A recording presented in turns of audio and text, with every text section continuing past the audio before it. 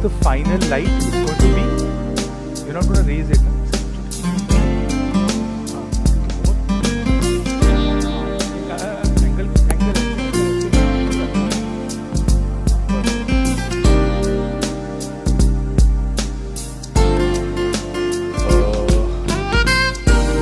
Is this the final light?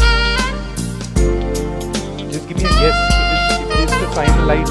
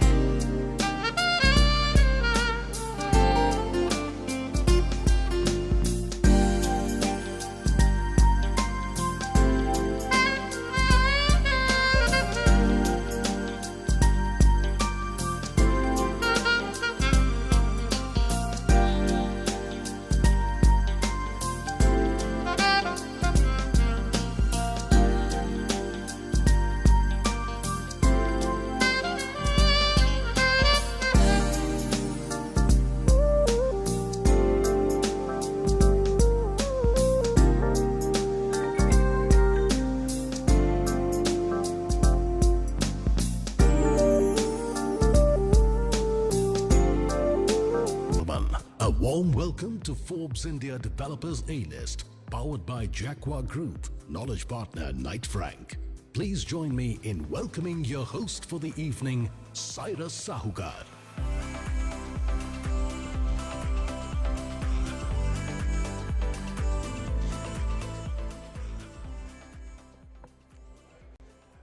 Thank you all so much for being here.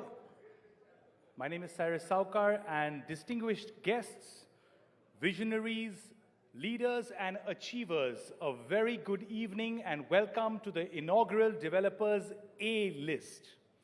It's curated by Forbes India and powered by our esteemed partner Jaquar Group, with Knight Frank as the knowledge partner.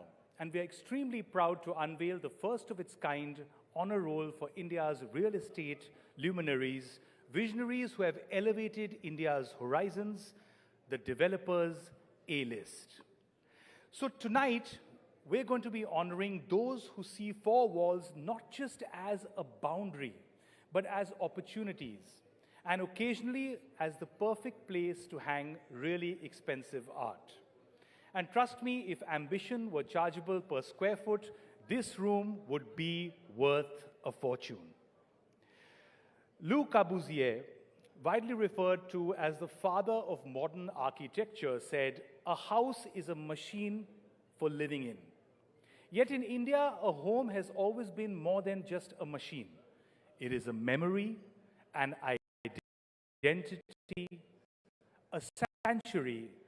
Sometimes it's a sanctuary for unwanted, but it is a sanctuary nonetheless. And now let's talk some numbers. Real estate contributes to about 7.3% of India's GDP, and it's set to double by 2047, which means that's about $5.8 trillion. Luxury home sales rose by about 27% this year. Bigger homes, greener spaces, smarter living, not trends, but the architecture of pure ambition. And looking around tonight, ambition clearly has impeccable taste. You all look fantastic. Give yourselves a round of applause, please. Please also say hello to the person on your left at the table so we all get to know each other. A gentle tap on the shoulder. Gentle tap, sir. That is not a gentle tap. You have poked that gentleman's eye out. All right. And to our august audience and everyone watching, you too can join the conversation on hashtag Developers A-List. Now, before we kick off the evening, let's take a look at the vision and the philosophy behind the Developers A-List, an initiative that celebrates those shaping India's most iconic addresses.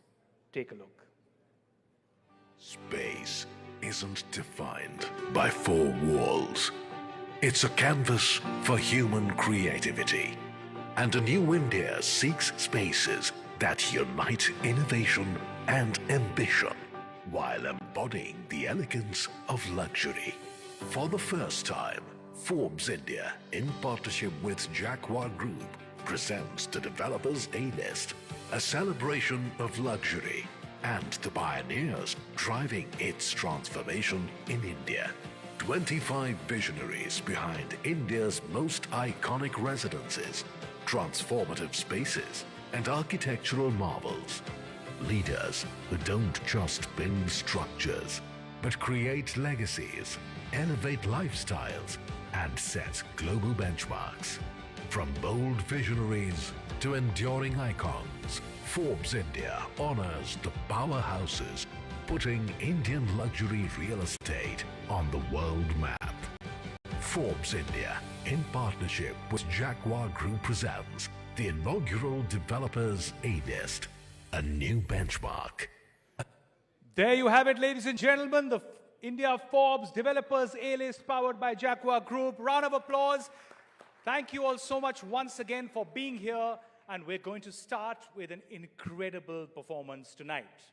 Because tonight we have with us a true Indian music icon, an artist, a maverick, and a maestro who is considered the Indian revolution to global sound.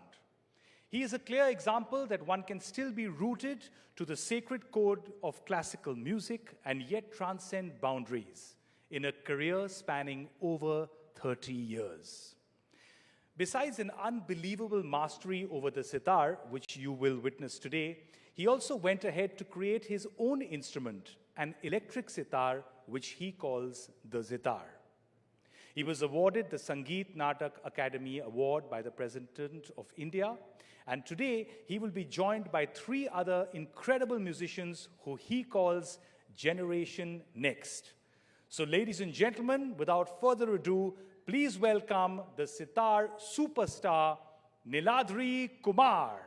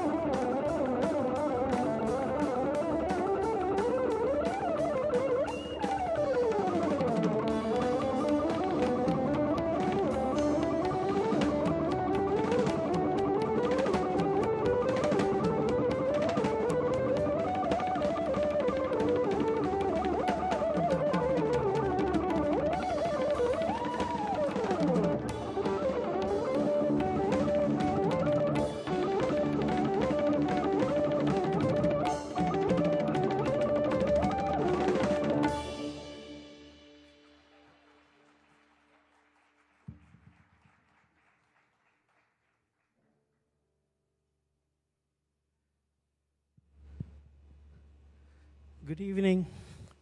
Thank you very much. This was actually our sound check. We will start now. Sometimes the whole concert is a sound check, but not today. It's Forbes, A-listers. So I have three really special, incredible young musicians with me. Actually, four, even I'm very young. On keys he's considered a jazz prodigy from this part of the world. Alston Remedios.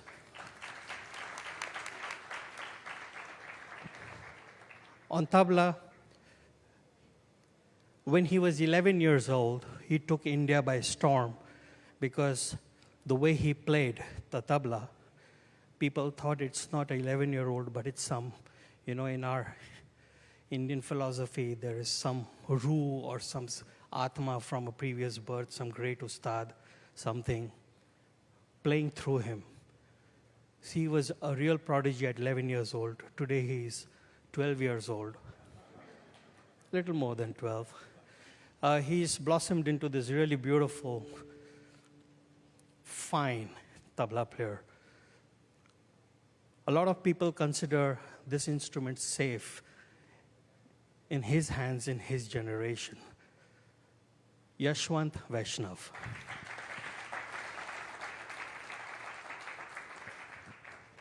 And last but not the least,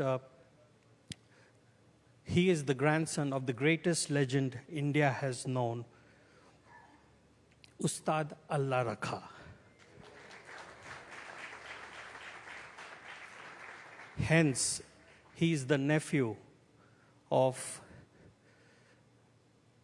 Padma Vibhushan, always with us, Ustad Zakir Hussain. The son of great maestro, percussion wizard, Ustad Tawfiq Qureshi's one and only maverick son, Shikharnath Qureshi. You can do better. Yeah. Thank you. So, I'm sure most of you didn't expect this music to happen, right? Or did you? Nahi, sach batana. No, something special, yeah. But this was not yet that special, I think. It's going to happen, right? Okay. So he's just raised the bar suddenly.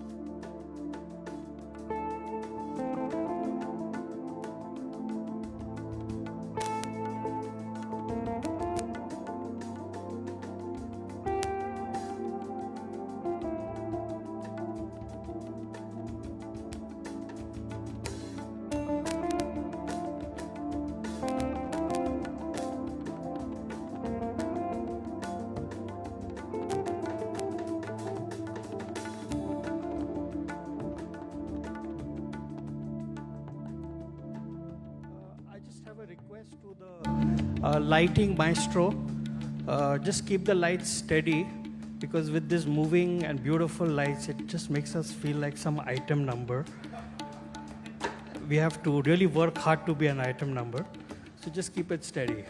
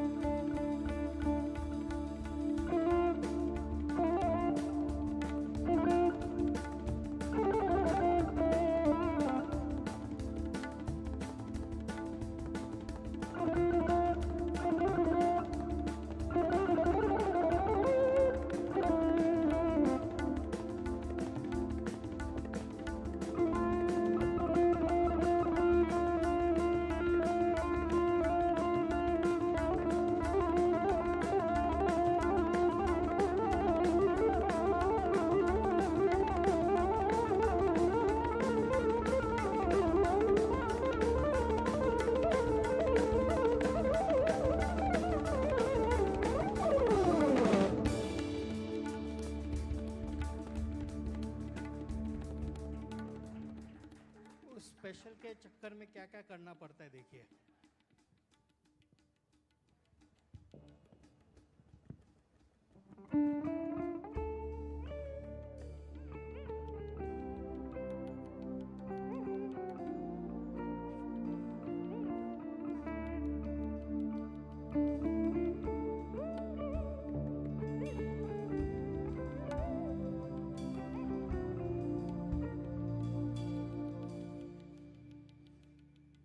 know this tune, right? तो इसका मतलब है whatever I played before this, you all don't know anything about it. फिर से बजाना पड़ेगा. अच्छा, let me try again.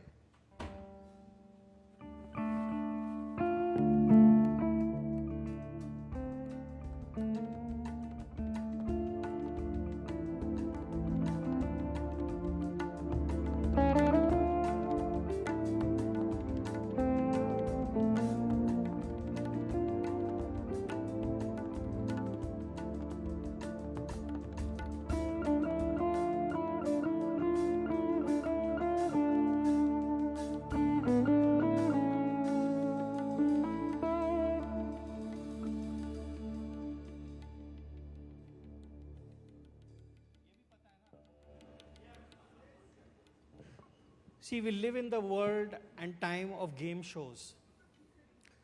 Everybody wants to win something, but here you're the people who give the winners, I guess. So who's going to give anybody anything? But एक इनाम रखते हैं if you recognize the tune.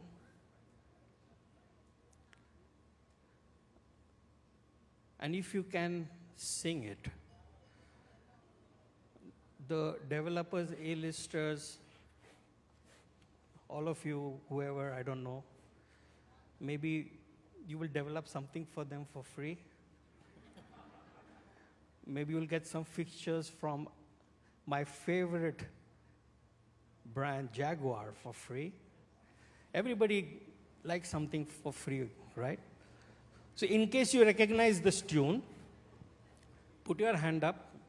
Don't feel shy. Even if you don't sing, it's okay. ठीक है? Try करें? नहीं, I think you all are too high-fi for doing this, I think. No? अरे high-fi बोलने से ही ऐसे आ गया, चलिए.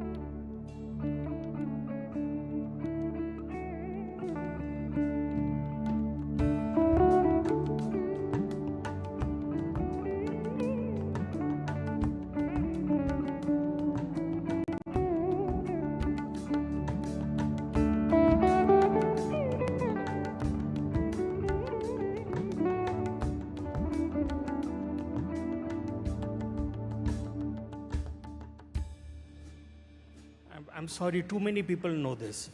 हाँ, थोड़ा change करता हूँ बेटा.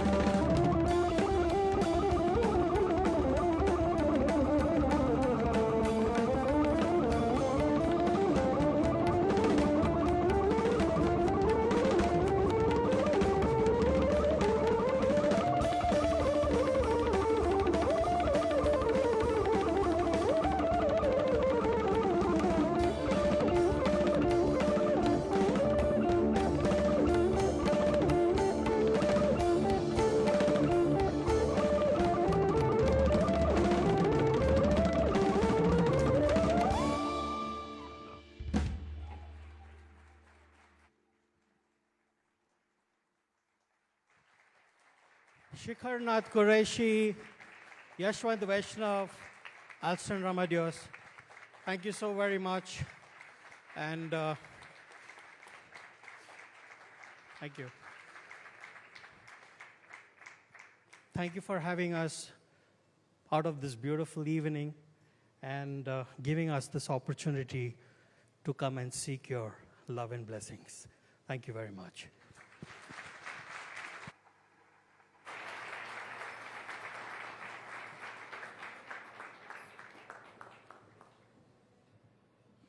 Thank you all so much. What an incredible performance. I clapped so much, my watch thought I did 10,000 steps. Please give them a huge round of applause, ladies and gentlemen. Thank you, sir, and you incredible, supremely talented people. What a luxury it was to hear them live today. Following that incredible performance, I will now be reading chapter 4 of my book, The Mating Habits of the Money Plant, so the talent stays continuous. Some people are walking out. Don't get nervous. It was just a joke. All right, ladies and gentlemen, I promise you the evening only gets bigger and better. Curated by Forbes India, powered by our esteemed partner Jaquar Group, with knowledge partner Knight Frank, we are proud to unveil for the first time ever the Developers A-List.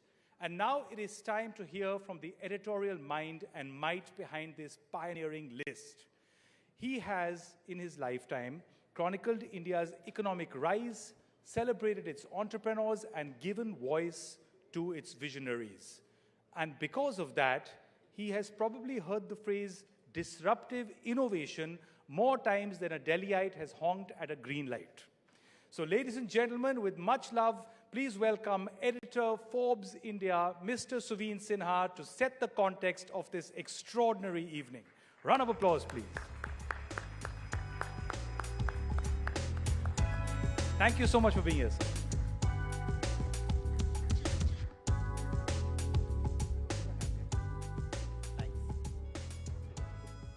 Thank you. By the way, I would like to know, why is my turn after this? I mean, this was so outstanding. How am I going to measure up to what these guys have just done? It was just brilliant. Yeah? All right, good evening, ladies, gentlemen, distinguished guests.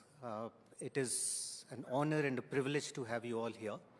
Thank you for coming. This is a really classy event.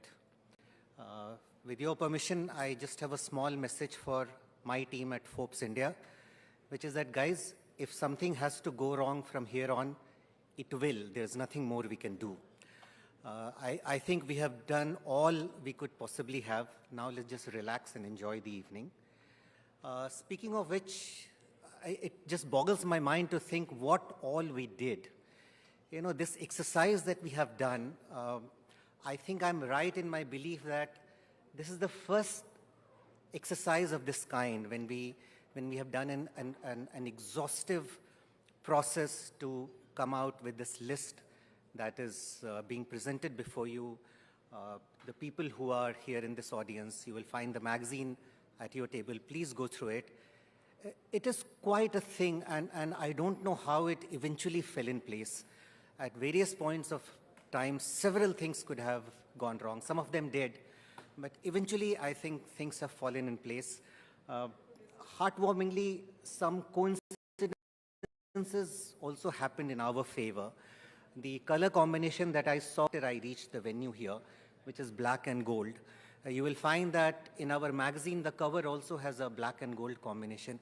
It's pure coincidence, because at Forbes India, we have a Chinese wall between the people who actually pay our salaries, the revenue guys, and we who spend that money, the editorial guys. But some happy coincidences have also happened. And speaking about the exercise, you know, the first and most crucial step was to define what luxury was. When we were talking about luxury residences, and we had to talk about it because the surge of real estate in the years after COVID is being driven by luxury residences, and there are many reasons for it. You will find it in our magazine and on our website.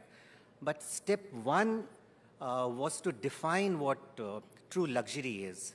Now, various people define it in different ways. You know, parents of young children, especially infants, will say that sleep is the biggest luxury you can get. I remember that from my time as the father of a young child.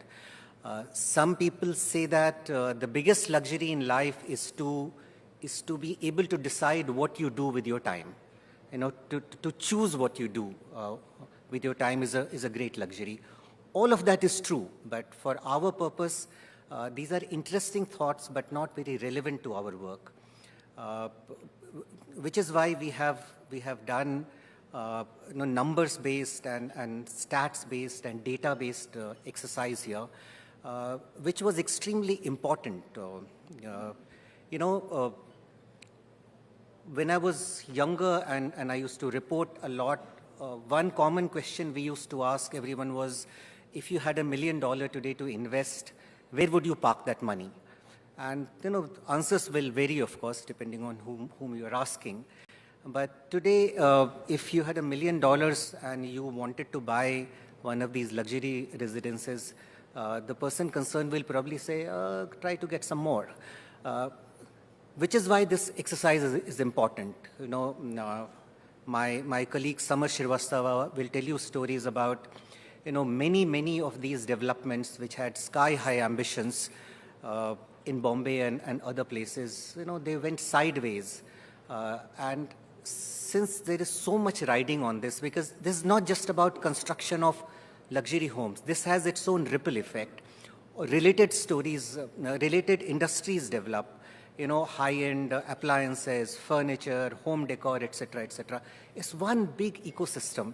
And we feel that responsibility, which is why we had to make this exercise extremely scientific and unbiased.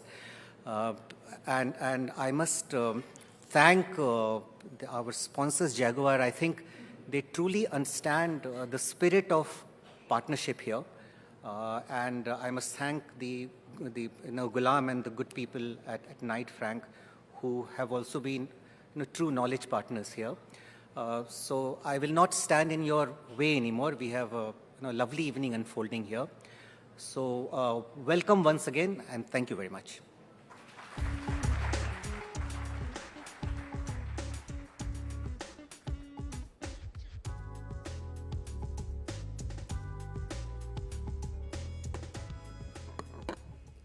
Thank you so much for that, Suveen. It is also important to acknowledge that this evening is made possible by an institution that truly reflects India's entrepreneurial pride. And talking about entrepreneurship, Jaquar Group takes pride in calling itself a brand which is made in India for the world, winning awards and accolades under the categories of most trusted brand and for designs which are celebrated globally. Ladies and gentlemen, let us now turn to the screen for a glimpse into Jaquar Group's journey, a journey of design, responsibility, and enduring legacy. Take a look.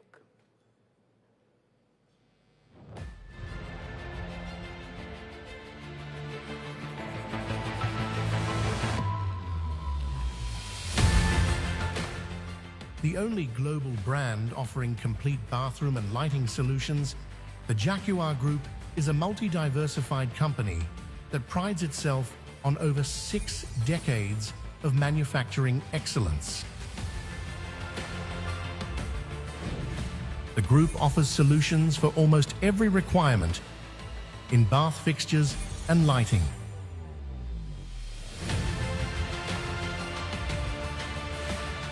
Jaquar, the group's flagship brand, stands as a testament to excellent quality and design. Artis, the group's luxury brand, is synonymous with opulence and sophistication. A brand that's born from art, Artis is designed for those who seek to make a statement in their bath spaces. The Esco brand offers contemporary design and quality products that are practical, stylish, and affordable.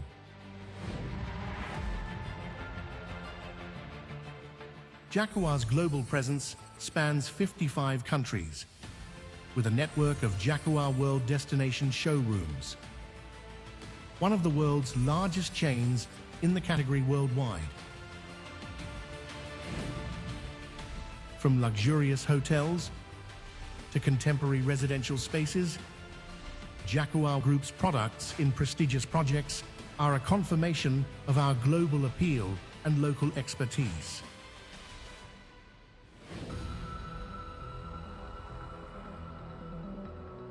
At Jaquar Group, the commitment to excellence begins at our state-of-the-art manufacturing facilities.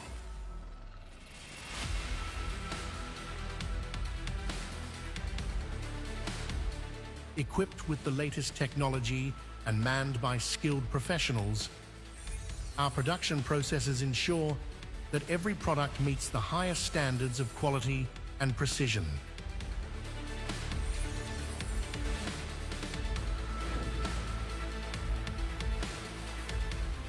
A testament to the quality of Jaquar Group's products is the wide range of international certifications it has attained and the prestigious Global Design Awards it has won by working with renowned designers.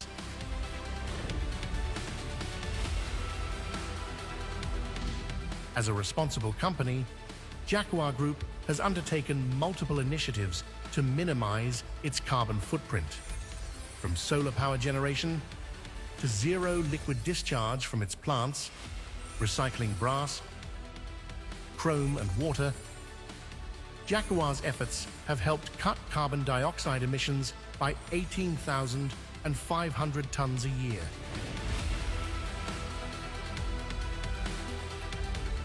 Jaquar is India's most trusted bath brand and the #1 bath brand in value terms. It is also the country's most searched bath brand and has more than 54 million visitors to its website every year.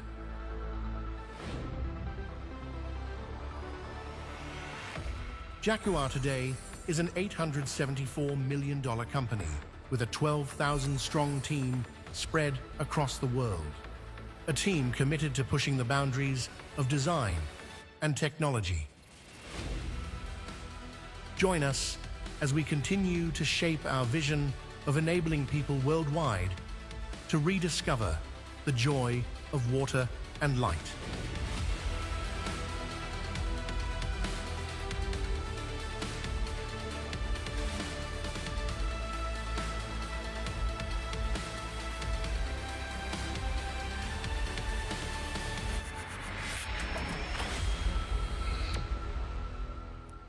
There you have it, ladies and gentlemen. Give them a huge round of applause. Thank you. If one were to describe true leadership, it is the power and will to turn inheritance into impact and legacy into light. It is now my privilege to now welcome Director and Promoter of Jaquar Group, Mr. Rajesh Mehra. You see, under the joint leadership of brothers Shri Kishan Mehra, Ajay Mehra and Rajesh Mehra, Jaquar Group embodies the Make in India ethos, offering complete bathroom and lighting solutions. Like their father, Shri N.L. Mehra, who founded the company 65 years ago, his sons lead with humility, vision, and an unrelenting commitment to quality. Giving back to society and to the roots is an emotion that is embodied by the group with utmost pride at every single level. Tonight, Mr. Rajesh Mehra delivers a keynote address on the collective journey, partners in progress, honoring and celebrating India's top developers. Without further ado, please welcome him with a huge round of applause on stage.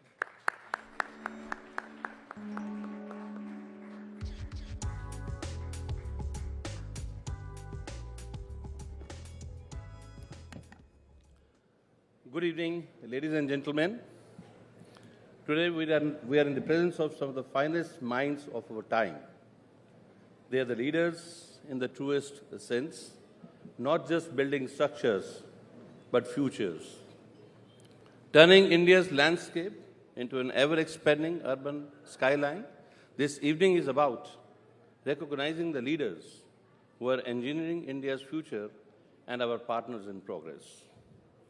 In the last 25-odd years, India has evolved incredibly, creating opportunities for manufacturers and industry players to grow with it and surpass the expectations of the masses. Before us lies a chance to create and not wait. True market leaders are driven not by statistics or turnovers, but by a vision to reshape the industry for the better. The dynamics of our industry have fundamentally changed. What used to be dominated by affordable accommodation has now transformed. I know some of the gentlemen sitting here won't agree with me, but sir, please consider this. Today, nearly 60 to 70% of the real estate market is led by upper premium and luxury segments. This is not a passing trend, but it is a new benchmark, the new normal. It's a clear proof that the Indian consumer aspires for higher value propositions, and it is our collective responsibility to deliver it. This is the reality we have built together, and this reality is rooted in innovation. From how we construct to how we create, innovation is the only cornerstone. It is the key to organic growth and beating heart of the industries. That's why we must continue to challenge ourselves to relentlessly pursue the next big initiative. It is the spirit of innovative thinking that brings us all together today. The Forbes India Developers A-list is not just a recognition, it's a celebration of the resilient spirit of this fraternity. We honor their consistent efforts that add value to the industry, a new meaning to the lives of the customers, and strength to the very foundation of India's growth story. I'm sure you would all agree that the true leadership is born out of conviction and a thirst for more. And a select few are brave enough to explore the uncharted waters that come with this thirst. This platform commends these bold visionaries. A little about us. Today, Jaquar Group is present in over 55 countries, and our products figure in the best of the luxury hotels, landmark residences, prestigious institutional buildings, and iconic spaces across the globe. Our reach is amplified through Jaquar World Showrooms, one of the largest experiential chains in our category worldwide. At Jaquar Group, we have always believed that you don't wait for the market to evolve on its own, but help create it. True leadership is not measured by numbers alone, but by the ability to shape and transform the market itself. That, in our view, is the role of a true and a real leader. At the heart of this philosophy lies innovation, which helps one get better, grow stronger, and remain relevant. It is the only way to grow organically and meaningfully. For us, innovation is the courage to reimagine and rewrite the future. Jaquar is proud to have partnered with Forbes India for the Developers A-list to bring this community of nation builders together. Our aim is to spark the powerful conversations that will define the next chapter of Indian real estate and its growth. Thank you so much for joining us. I wish all of you and a very enjoyable evening further. Thank you so much indeed.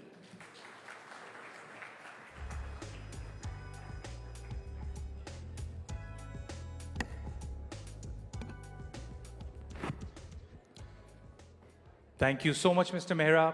And I have to say this, I've had the incredible good fortune and experience of working with the Jaquar Group numerous times, and I must say, if there's one word to describe them, it's pure class. So thank you for that. And with that, ladies and gentlemen, now luxury is ever evolving.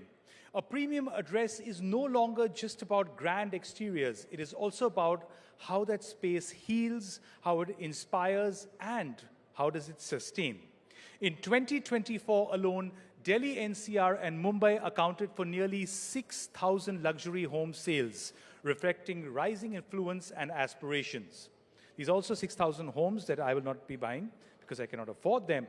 But what is also happening is that buyers now seek personalized experiences, wellness-integrated designs, and sustainable elegance.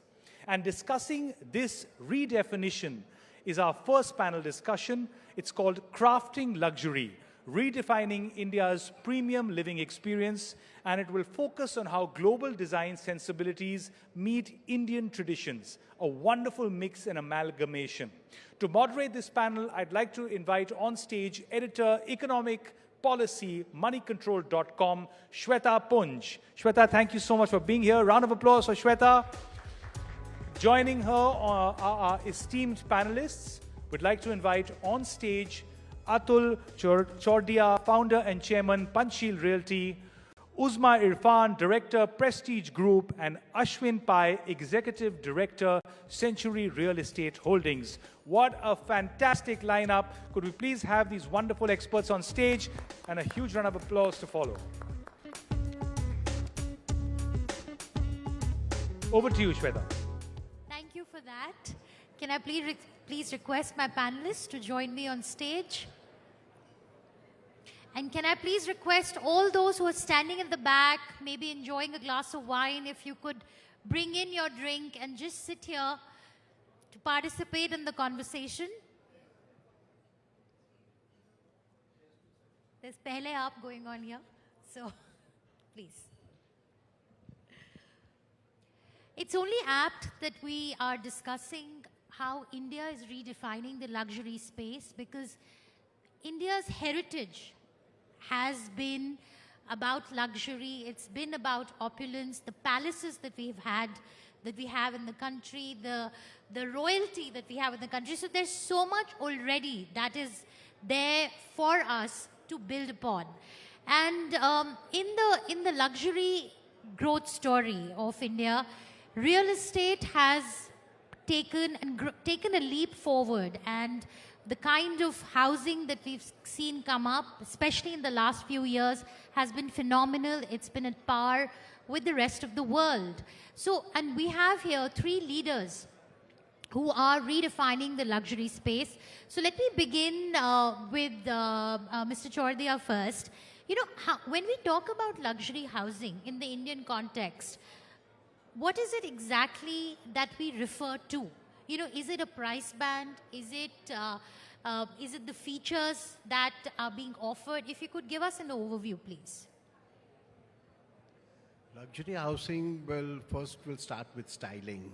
How have you styled your home? How different it is? The layout. I wouldn't say size, but of course size does matter, but luxury can be even done in a smaller sizes.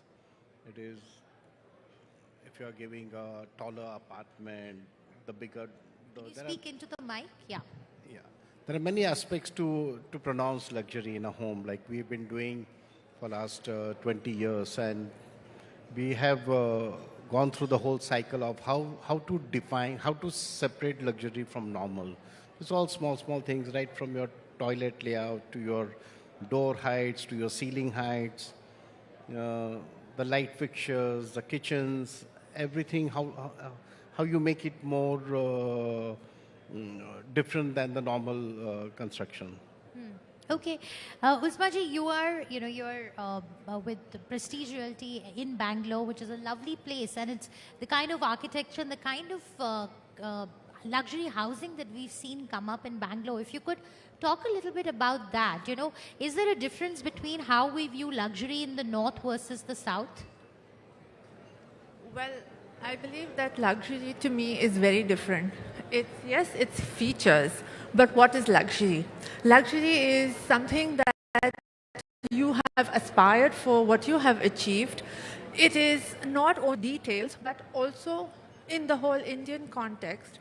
It's the storytelling, it's the whole experience, the expectations, because I believe that the Indian buyer is so well traveled and so exposed that they want the best. How do you give that to them? It's using experience. It's about the whole AI, the features in the homes.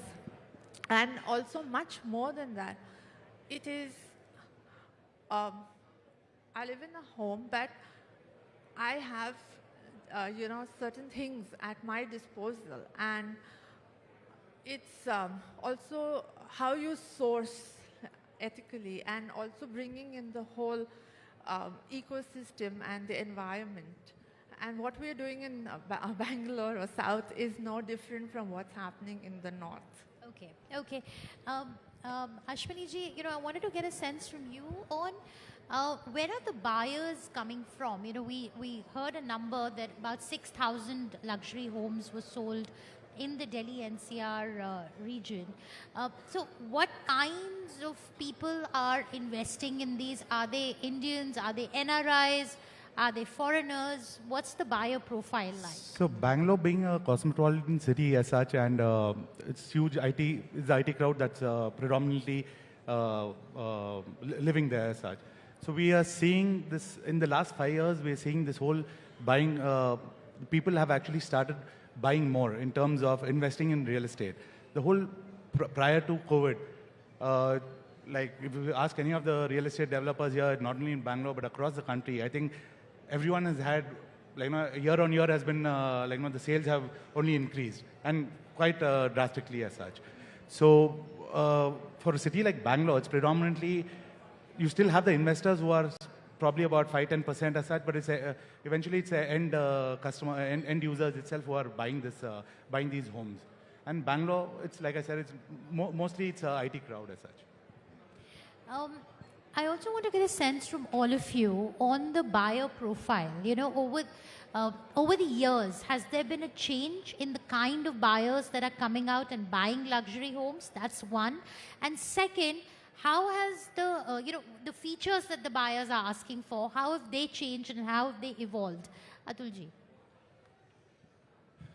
So as the economy is growing in India, there is more aspirational buyers. So people are graduating to bigger homes, more expensive homes. Now there is a new trend of branded homes.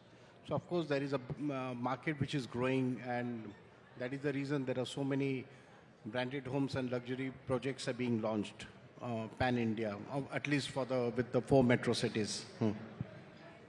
Uzmaji, before you start, I just want to make an announcement. Can we please request all of you, we can hear a lot of noise here on the stage. So can I please request everyone to listen to the conversation on stage, please? Thank you. Yes. Yeah, so with the disposable income and people having access, and I'm sure definitely the luxury market, there has been a definite growth, and it is coming from Indians who are aspiring, and definitely there are so many more things. It is what the amenities that we also give. It's not only the price point. It is larger homes and more bigger spaces and more beautiful space. Ashwini ji? Yeah, so like I was mentioning, this is again coming from the last couple of years. We've seen in Bangalore at least a lot of people upgrading the houses, from smaller 2-bedroom, 3-bedroom kind to a larger spaces as such. And with this entire thing of like a bit of work from home, people need some mini office space within the house as such, to take the calls, to have the meetings and all that. So as and when they're working at home as well.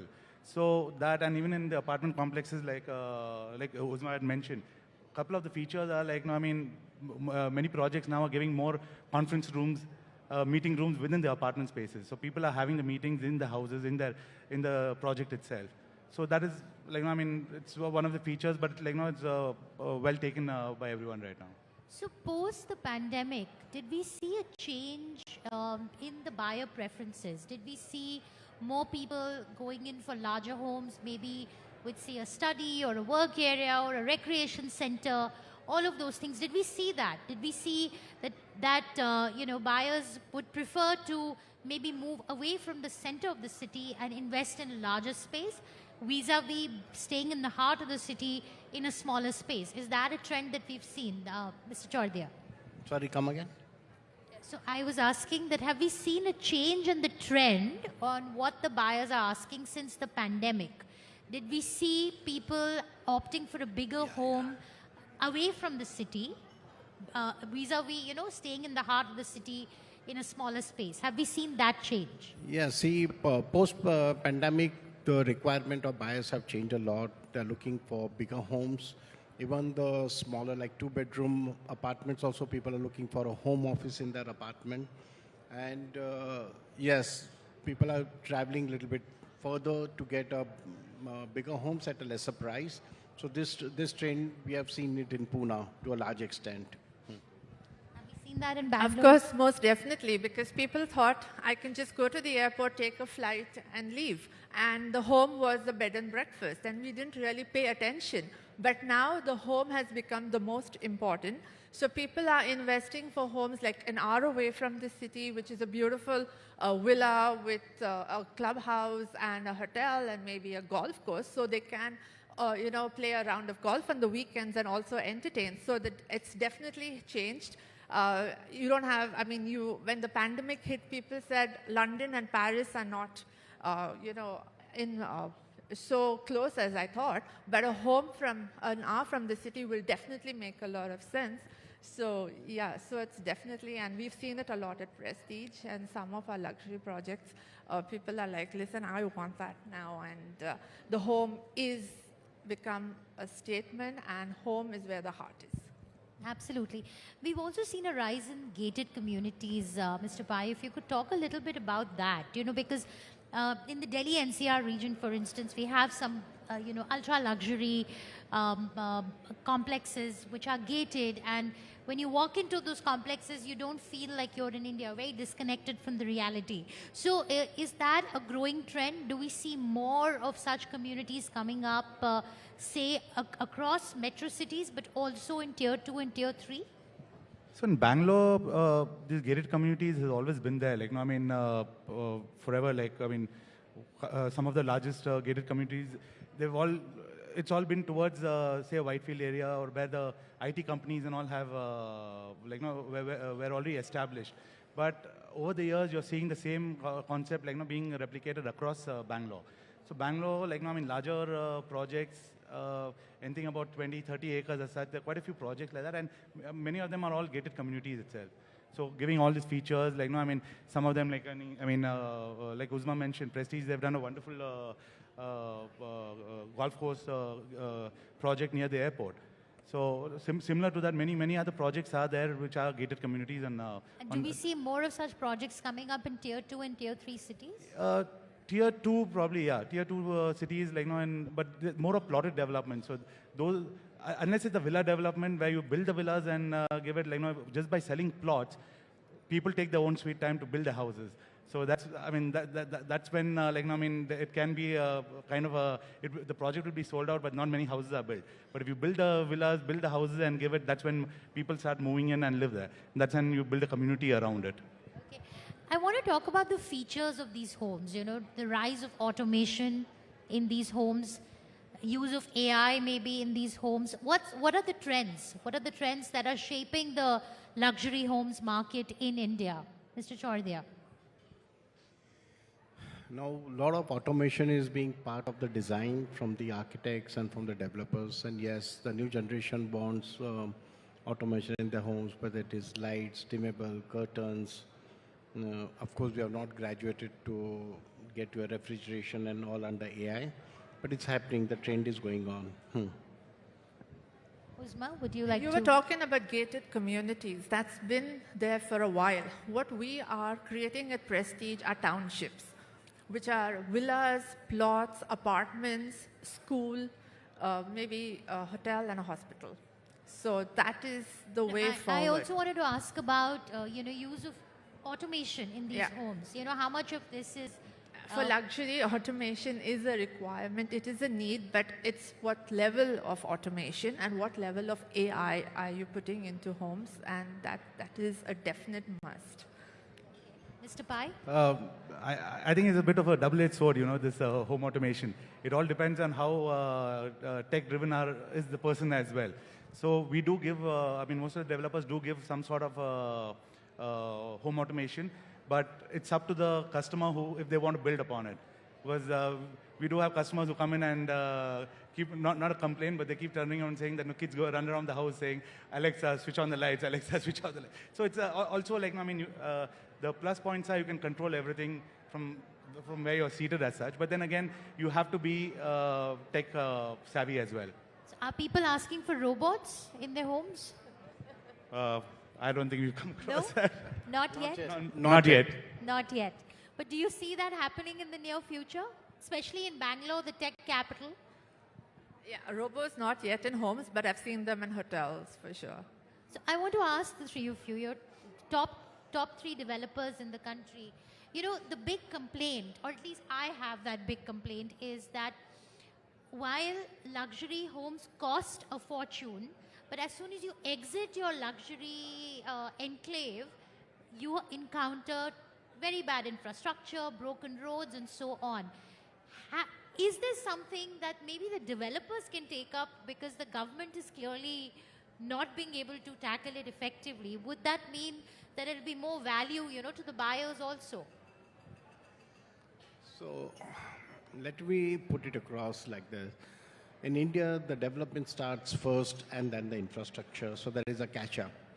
But globally, anywhere in the world, it would be the infrastructure would get first and then the housing permission would be given. So we are lacking in that because the demand of urbanization is so much that government is not able to cope up with the infrastructure.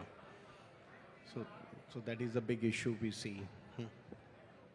Uzma? Yeah, but on a more positive note, we work with the government. You must have read that we are helping build a flyover, which the government should be doing.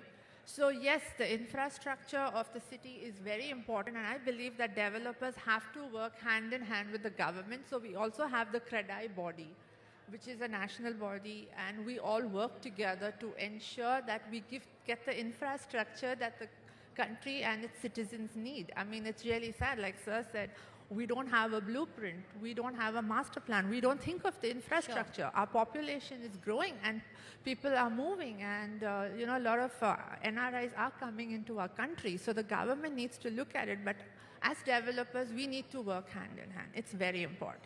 All right, Mr. Pai?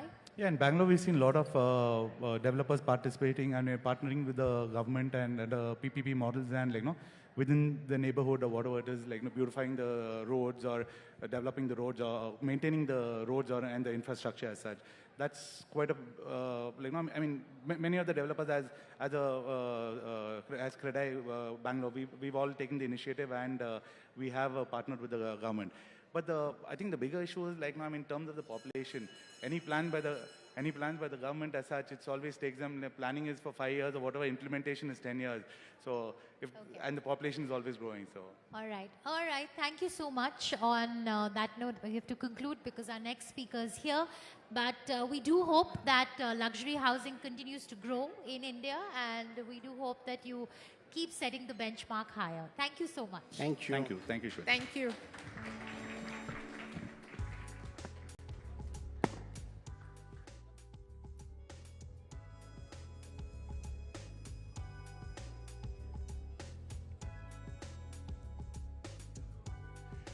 Thank you all so much. Thank you to our wonderful panelists for reminding us that luxury is not excess, but essence. Thank you for navigating that so well. And with that, ladies and gentlemen, as we proceed with what's coming up in the evening, we are privileged to have with us the Honorable Minister for Home Power, Urban Development, Education and Training, Government of Delhi, NCT, Shri Ashish Sood ji. From steering the capital's urban development and power reforms to shaping education and training initiatives, Shri Ashish Sood plays a pivotal role in defining how the city grows and how its citizens thrive. I would now like to request Honorable Minister to please take the stage for a fireside chat with the Managing Editor of News 18 Hindi, Amish Devgan. Thank you so much for being here, sir.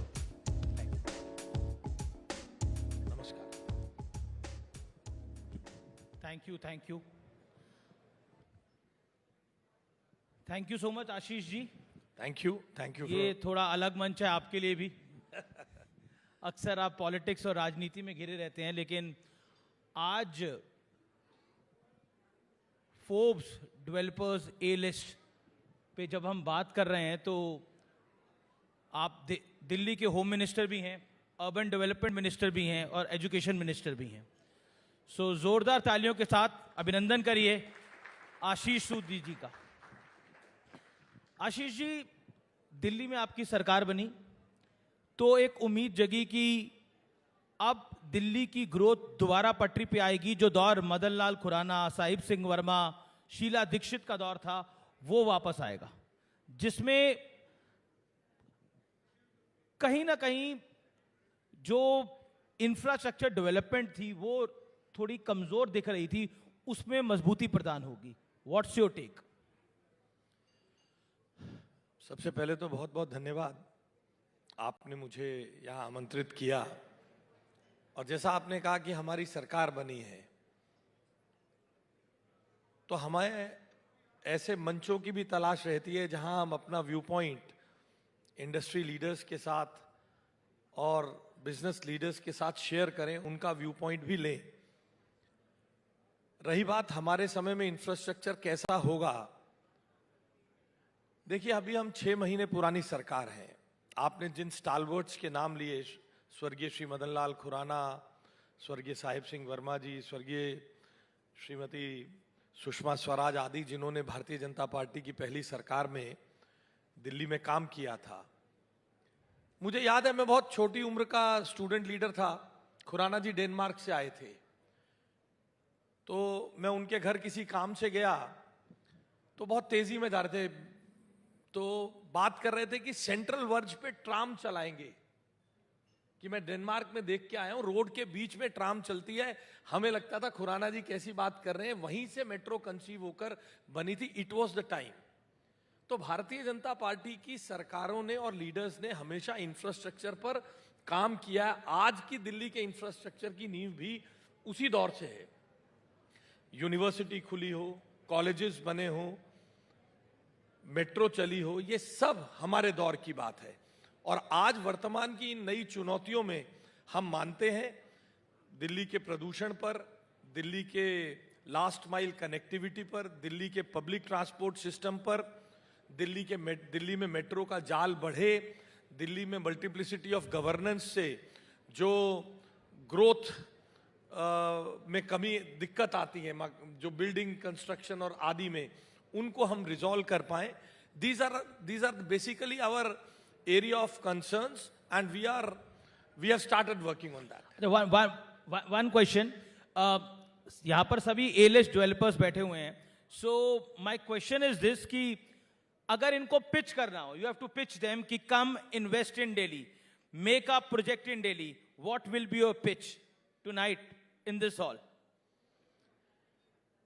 देखिए, हम दिल्ली के नए master plan में बहुत सारी जिसे forward looking चीजों के बारे में सरकार ने पीछे चर्चा की है। पुरानी कॉलोनीज को डेवलप करना, आने वाले पिछले बहुत सालों से दिल्ली में लैंड पूल पॉलिसी है, बहुत सालों से that has not picked up. इन सब चीजों को और इन सब के साथ साथ जो एक conducive atmosphere in terms of public transport, in terms of single window clearances kind of thing, हम उन सब में इसके लिए अच्छा वातावरण डेवलप करने की प्रयासरत हैं। मल्टीप्लिसिटी ऑफ गवर्नेंस दिल्ली का सबसे बड़ा मैं कहता हूं कि एक ड्रॉबैक भी और एसेट भी है, क्योंकि हम नेशनल कैपिटल है और कॉन्स्टिट्यूशन के फाउंडिंग फादर्स ने यही मॉडल हमें दिया है।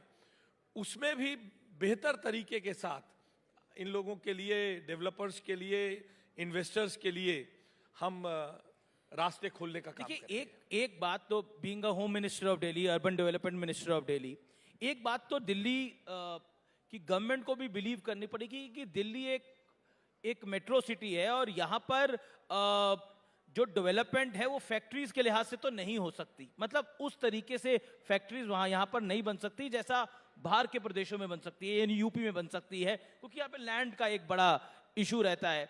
लेकिन अगर यहाँ पर डेवलपमेंट चाहिए, जॉब क्रिएशन चाहिए, तो इंफ्रास्ट्रक्चर डेवलपमेंट और उसके साथ रियल एस्टेट डेवलपमेंट, क्या आपको लगता है दोनों हैंड इन हैंड चल सकते हैं? बिकॉज दिल्ली में कई ऐसे इलाके हैं जो कि बहुत पुराने हैं और बहुत अच्छे हैं। वो सपोज लुटियंस दिल्ली, वहां पर उस तरह के प्रोजेक्ट्स नहीं है। नहीं, देखिए, एक तरीके से हम एक लैंडलॉक्ड स्टेट है। पहला मास्टर प्लान बना था 1484 स्क्वायर किलोमीटर्स के आधार पर, आज भी हम उतने पे ही हैं।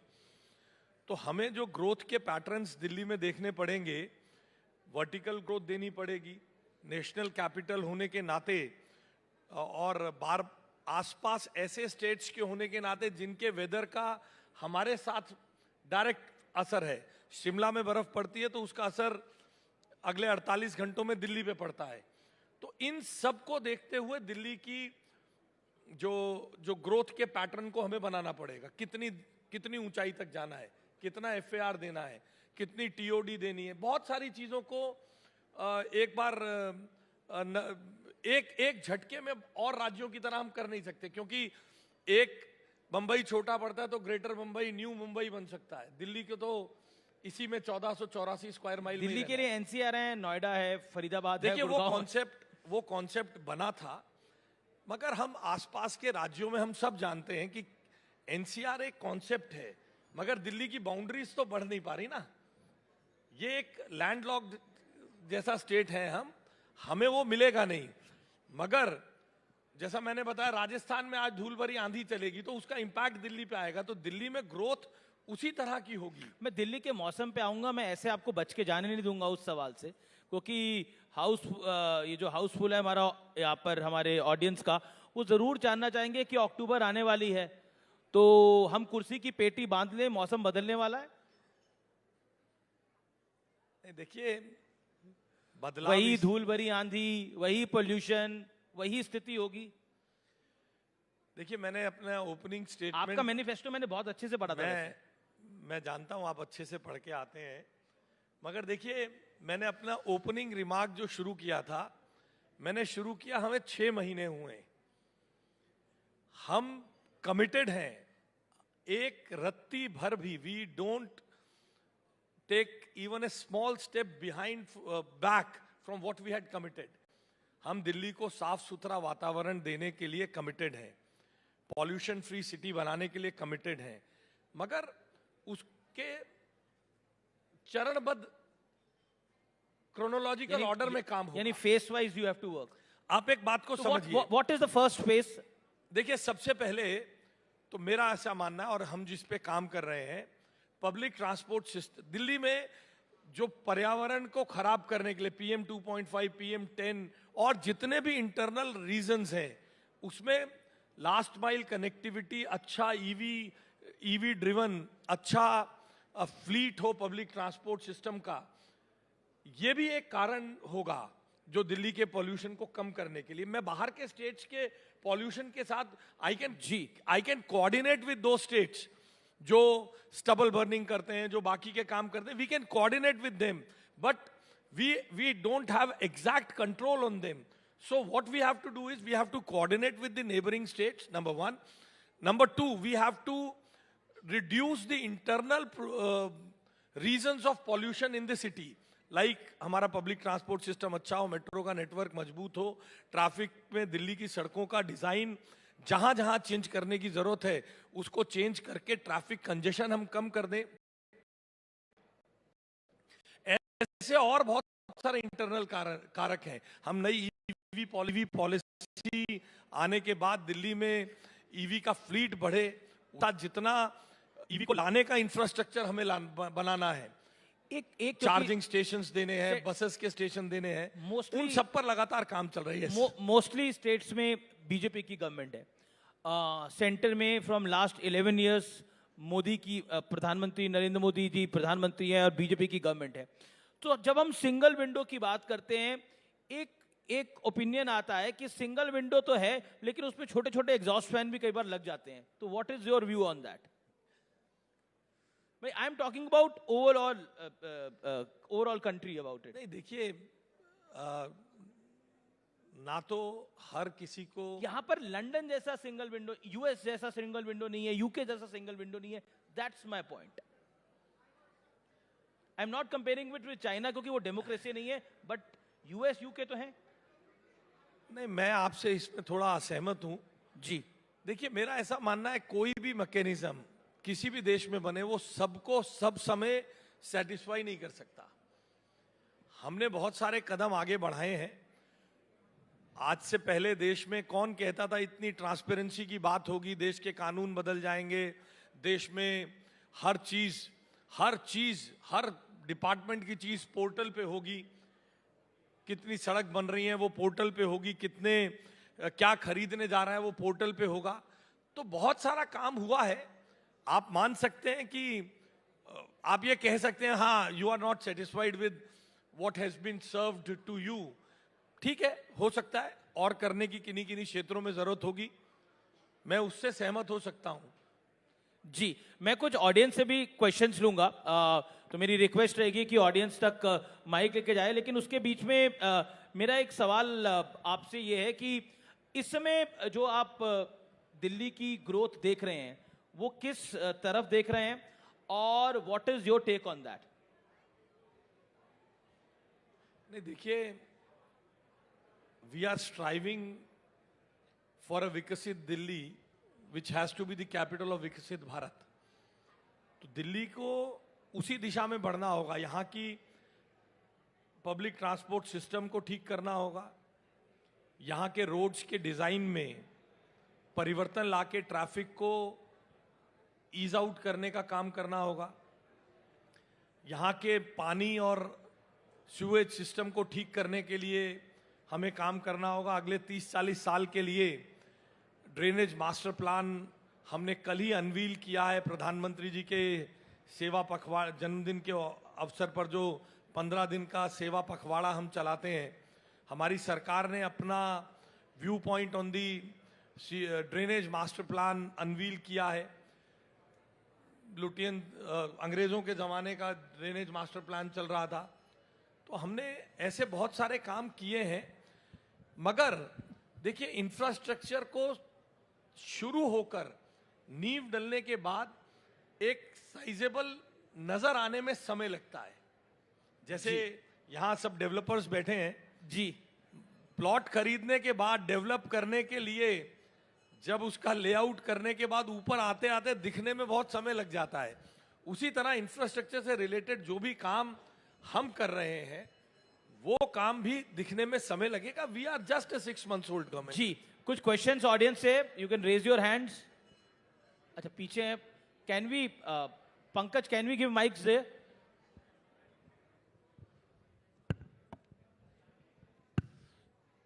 सर, छोटा क्वेश्चन पूछिएगा, that's a request. My name is Sandeep Marwa. My question is very short.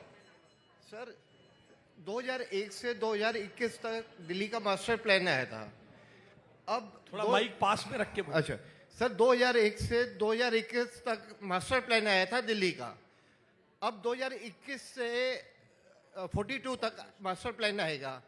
ये आपको लगता नहीं 4-5 साल डिले हो गया मास्टर प्लान जो आना चाहिए? थोड़ी हाइलाइट्स डालिए इसके ऊपर प्लीज। Thank you.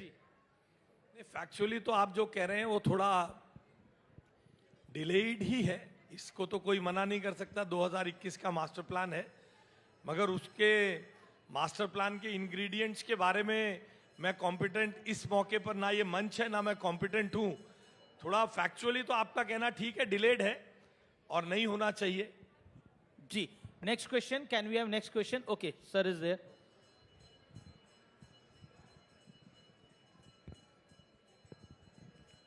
सर, मेरा नाम सुनील कुमार है।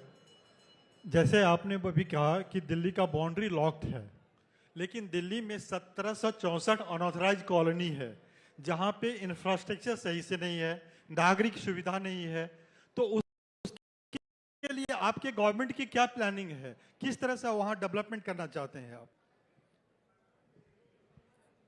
देखिए, उनके लिए सरकार ने कुछ स्कीम्स बनाई हैं और पिछली स्कीम्स में जो कमियां थी उनको देखते हुए कुछ नई रिलैक्सेशंस देने के लिए सरकार टाउन प्लानर्स के साथ और स्टेक होल्डर्स के साथ कंसल्टेशन के प्रोसेस में है।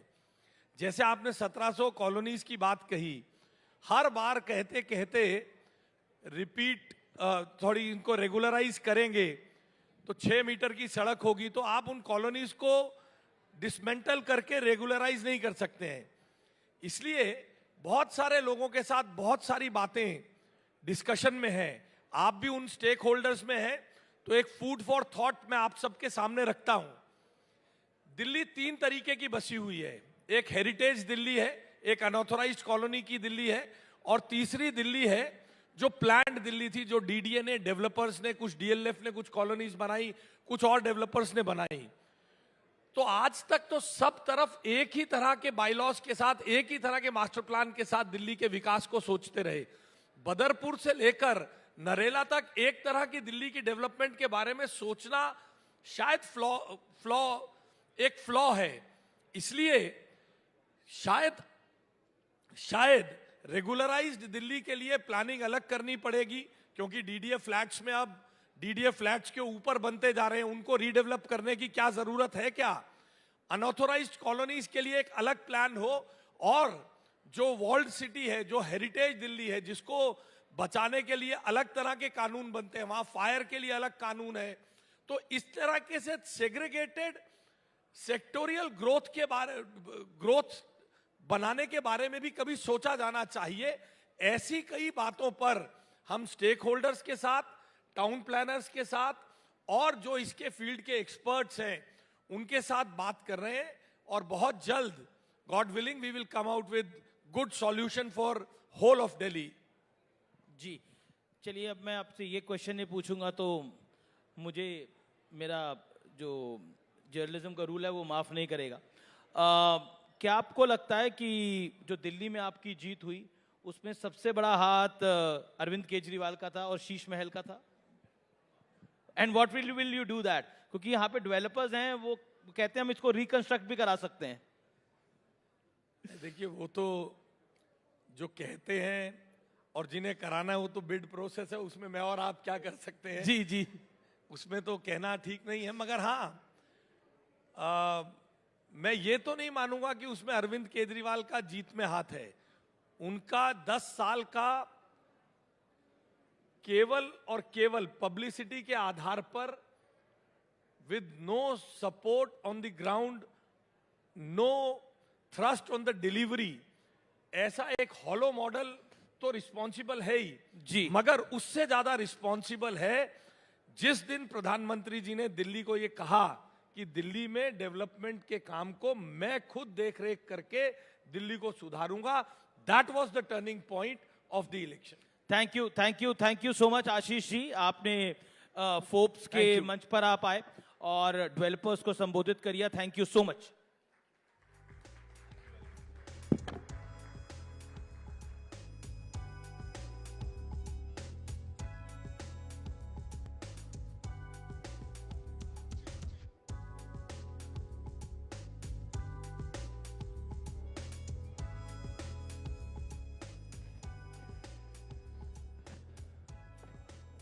Thank you, Honorable Minister. Thank you both so much for such wonderful key takeaways.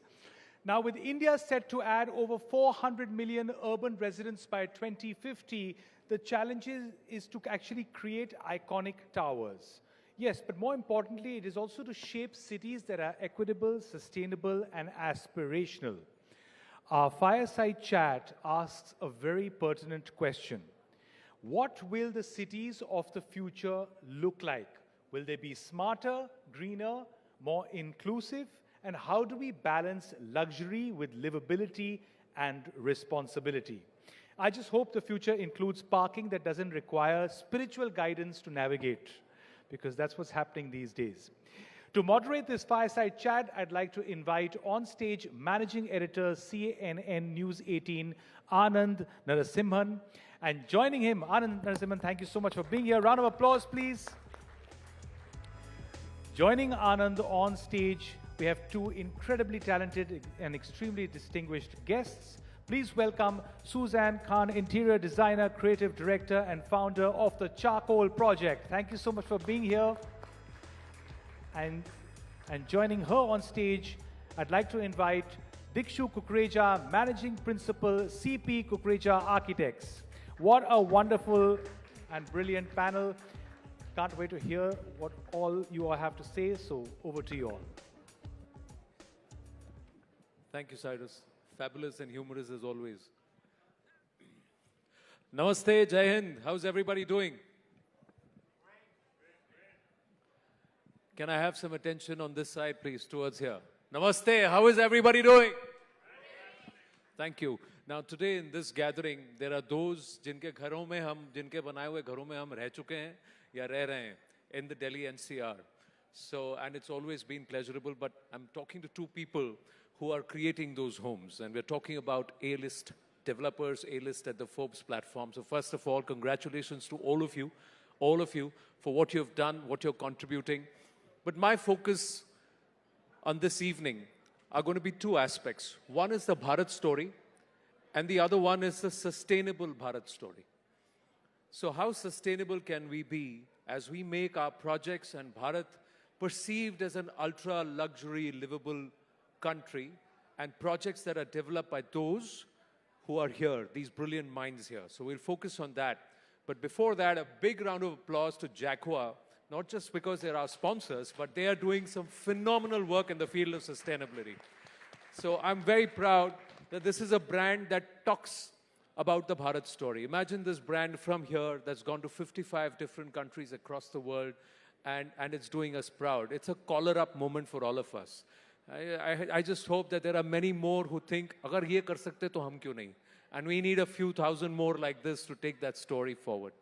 So question one, Suzanne Khan, let me ask you this. How many metric tons, and you can take the audience's help, how many metric tons of brass does Jaquar recycle every year? Okay. The information, Wow. I'm putting her on the spot, I'm sorry about this. But yes, anybody who wants to help her out, it's right out there. As you are walking up and down with your flutes, you should have seen it. Anybody who's seen it? Nobody's seen it. So I think they should thank me for making this plug. 7,600 metric tons of brass every year is recycled by Jaquar. That's fabulous. That's absolutely fabulous. Okay, any guesses? If I may ask you, Dikshu, again putting you on the spot. How many kiloliters, how many thousand kiloliters of water do they recycle every year? I'm going to stick my neck out and say 1 million. Well, not 1 million, but 100,000 kiloliters every year. So 1 million liters. 100,000? All right. Makes it 1 million liters. Okay. Does 100,000? No. Really? Do you want to give it to him? Okay, done. Given to him. Now, so he's crossed that kiosk and seen it carefully. But some phenomenal work. So I think that's why you just feel a little more proud. But Suzanne, let me ask you, how many people and how does Bharat and developers today, more importantly, buyers, consumers today, how do they define luxury? And does that definition need to change? So I think that is a very important question that as a designer and a creator, I keep at the back of my head, is that when we are designing for a development or a project, how do we define luxury? So according to me, I have seen through the years, luxury has been changing, meaning. A lot of people think that if they have very expensive things, they are, in the most luxurious environment. But as we are getting more in touch with ourselves, I think it's very important to understand that the greatest form of luxury is intentional luxury, where you create an environment which is cohesive for feeling a great amount of love and warmth so that you can grow and you can better your environment in whatever you do, whether it's a father at work, a mother with her family, or she's a working mother, or the child. Wherever these people are going, they should feel, a sense of a home that probably has an automated system, but an automated system that gives you a warmth of understanding that, okay, when I need to kind of keep this certain, certain lights on in my kids' room, or certain kind of what's the temperature under my floor. So I think that there are ways that we should, as designers, promote luxury for the client without only making it about expensive brands and expensive materials, because I think that creating, conversation and creating moments of exchange between the family is more about luxury to me. Agree, disagree, Dikshu? Do you agree? I completely agree. And Anand, what I feel about luxury, that really it is a reflection of society, reflection of the times. I was just, when we were driving here, I was just thinking about it, that what was luxury 20 years ago? Somebody owning a car actually claimed that he had the luxury. Today, people are looking not for a car, but they are actually talking about walkable cities. They are talking about e-vehicles. They are talking about place like Delhi, clean air and fresh water. That's a luxury. And 20 years from now, the whole definition is going to change. I think silence, peace, the ecosystem, that's what people will call luxury. So I think luxury is always an evolving and changing phenomena.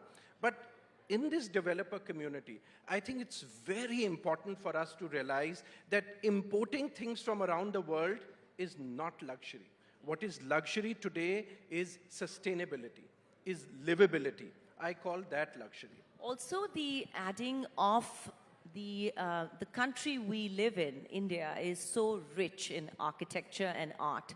So whatever we do, if we create a luxurious experience of creating a product for that home, which is a dying art or something that is super, intricate to make, that itself is an heirloom for the family to pass on to the next generation from a part of our heritage. So I think that is also a thoughtful and mindful luxury. It's involving what we have in our own environment, in our own space, and designers who have the talent to eclectically mix and create that definition of quiet luxury, and bringing in the old and the new and technology. Don't get me wrong, I love technology. I love a modern home.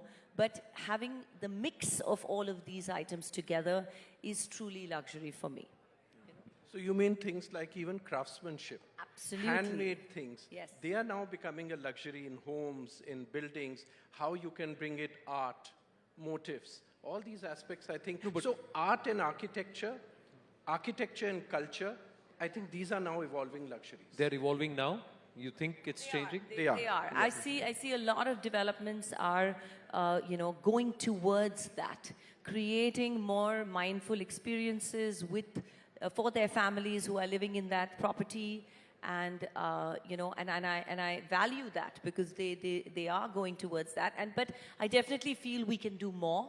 We can, as designers, we can probably work with the developers to think more, and as creators, we can create a new India identity, which should actually be the platform, not to run to the West to choose the designs, but make our heritage the platform that gives you the power that, okay, fine, and people come to us.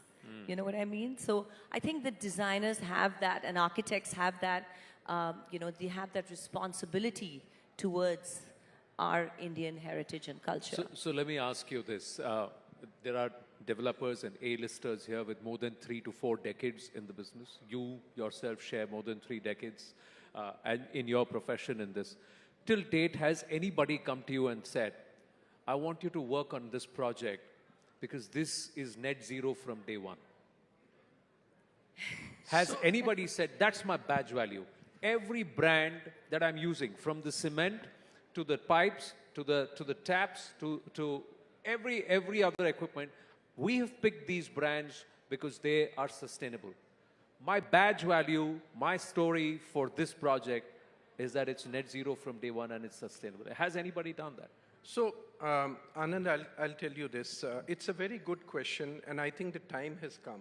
The time has come for Indian design, Indian luxury to be out there. I think the Indian fashion industry has already made its waves across the world. But now, earlier, yes, the developers, when they would be talking to us about projects, the unique list would be what was imported from where. That had to be chapoed on the brochure. But now you see more and more developers are talking about all the environmental features that are there in the project, whether it is net zero energy, net zero water, and things like that are becoming sort of the new luxury. But I think we all have a responsibility towards that. We can't just expect the developers to suddenly realize this. We can't expect just the designers to go out there and keep fighting for it. The media has an equally important role. Absolutely. Discussions like this will evolve our sensibilities. So I think it's happening. And just for example, I'll tell you, like Suzanne does a lot of international work. We have now started doing projects across the world. And not just us. I mean, Indian designers, I would say, are being sought after outside. It's changing. The whole concept of notion of luxury. I fully agree with Dikshu. It's fully changing, and I must say that we as designers, developers, and creators are at a very exciting time in 2025 in India, because there is a huge growth. I see that, you know, there's technology being used by the simple craftsman who used to not use technology till a couple of years ago. So he's growing, and it is our responsibility to make all these people who are so talented grow even more and create a better form of communication for them. Just because of communication, sometimes they lose out on certain aspects of growth. So that's one thing that I think that we all should work towards, creating that awareness that how amazingly, how rich in handcrafted materials and objects of art that you can do here in this part of the world. Okay, let me ask you this. How far are we from saying, we look at Italian style of design, Japanese, Scandinavian, German, everything has got a particular brand and badge to it. When is it going to be the India style? When is it going to be, oh, I want homes designed like they do in India. I want homes built like they do in India. I want designs, I want layouts like they do it in India. I want you to do that here. How far are we from that? I think we are getting there. We are getting there. Maybe had you asked me this question 5 years ago, I wouldn't have an answer. I wouldn't know where it is in the horizon. But now as we speak, as I said, it's already happening. It's just that I think we all need to be proud of what Indian heritage, Indian art, Indian decor is all about. And if we all develop that sense of ownership and passion towards it, I think the world is always in awe of India. It's just that we have been the other way around, and we felt embarrassed to talk about Indian design. We haven't been in awe of ourselves. Absolutely. I think that also we as people need to be a little bit more disciplined in our our administration. I think that the reason why China is doing so well and is so much ahead in manufacturing is because of their discipline. So craftsmanship, I think that we as intelligent designers or teams should guide the not so intelligent craftsman community how to better their game and how to change their game. And I think that with the help of our government, we can do this. We can totally do this and create an entire a world of creators who are so much more talented than, I would say, any of our neighboring countries. Can we make sustainability our brand? Can we make net zero? Construction, architecture, development, when it comes from an Indian company, from an Indian, designer, developer, etc., this will be the story. Indian structures are net zero from day one of operation, or they are the most sustainable, they use the most sustainable brands, they use the most sustainable methods, they use the most sustainable building material. Can we occupy that space? Is that an opportunity? Because I don't think any other nation or its designers or its developers have sustainability as their USP. And that's empty. That's an empty space. Can we do that? We can do that, and I think you will see in the next couple of years how this is going to catch up.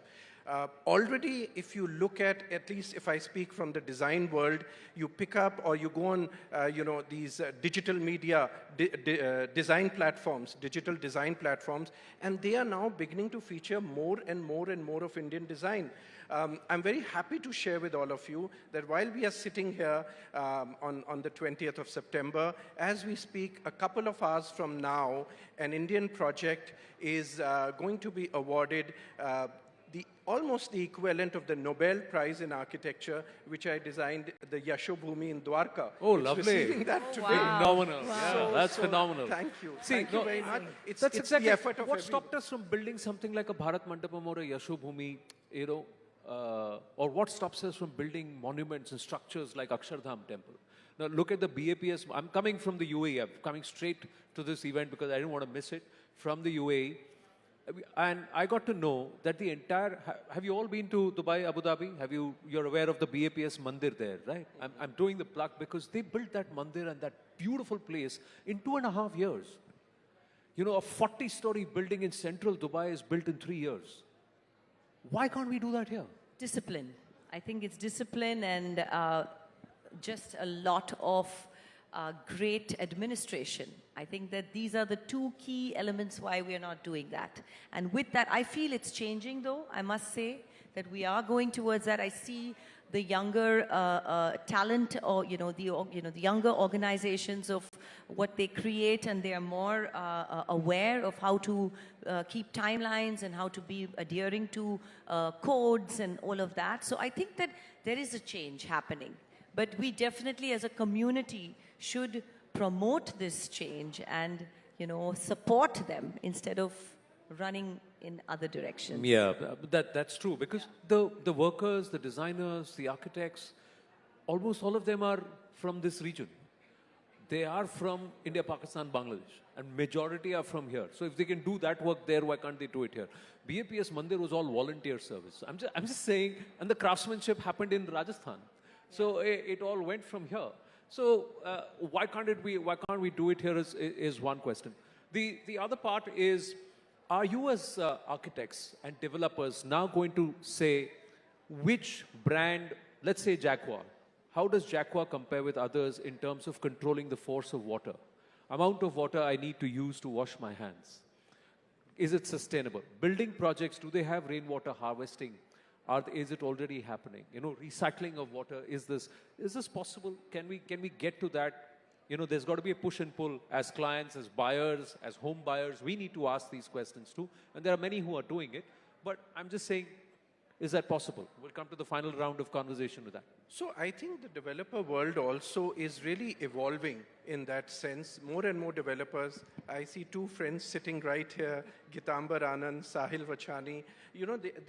Developers are becoming more and more sensitive towards these issues. So on the one side, the environmental aspects, sustainability measures, and on the other side, the design finesse. So all these things are evolving in India. And when we talk about them or us working together on deciding what products come together in a project, more and more aspects are being looked at now. Selection of products is on the basis of how environmentally friendly they are. How even going into their manufacturing process, what kind of carbon credits they are generating. So I believe we are on the right path. I believe it's very important that we keep raising this issue more and more because look, developers are also at the end of the day building for society. So if people are sensitive about it, then the developers would want to do that. And then we'll be doing more and more of that. So I think the buck doesn't stop with them or with me, it stops with you. You have to bring as a media out there this sensibility and we'll all do it. Like I said, we are doing our jobs. At the end of the day, we can talk about it. But you are the people who will act about it. Of course, I'm so just kidding. Back goes and I toss it back into your court. But I think we all have to take equal responsibility. I don't think anything is a one-man show. She's playing third umpire here. Okay, yeah. I think it's all equal responsibility. All of us are equally from our own can contribute and create an awareness. And I think we are going in that direction. I think we are. Okay, last but not the least, let's start with what we began, or let's end with what we started with. Can we redefine luxury? How we define in our country what is luxury? And can we bring in a certain quotient of our culture, our heritage, sustainability, all of this? And how much time is it going to take to do that? So I think in a short nutshell, for me, luxury is an emotion. It is a feeling that make the other one feel with what you create for that person and that family. And like I said, it's a combination of, intentional design, thought-provoking materials, and intentional spaces within that complex or within that environment, which are green and which are exceptionally giving out of creating an energy for those people. So it's a combination of all this that kind of defines what I call like quiet luxury. Yeah, you think government, RERA, they can codify luxury and include sustainability, include carbon, credits, include net zero as one of the qualities or one of the boxes that need to be ticked, one of the stars that you got to get to call yourself a luxury brand or a luxury developer or a luxury project? So there are now systems that are in place. You're talking about RERA, but then there are many other systems, whether it's IGBC, whether it's GREHA, and these kind of sort of mathematical, measurable parameters that have come into the world of design, which measure how sustainable the project is, how green it is, and therefore, I would call. So for me, luxury and sustainability or livability are two sides of the same coin. They just can't go separate from each other. And this is my feeling, that the future is not going to be about just talking about how tall buildings you are making, how high they are reaching for the sky, but I believe it's going to be about how gently they are touching the ground. So it's really about how these buildings will coexist with nature, how contextual they will be to where they are being built. That's going to be the luxury of the future. Well, on that note, as on cue, we're going to call it a wrap. Thank you very, very much, Suzanne Khan and Dikshu. Thank you, Dikshu Kukreja. Big round of applause, please. Thank you.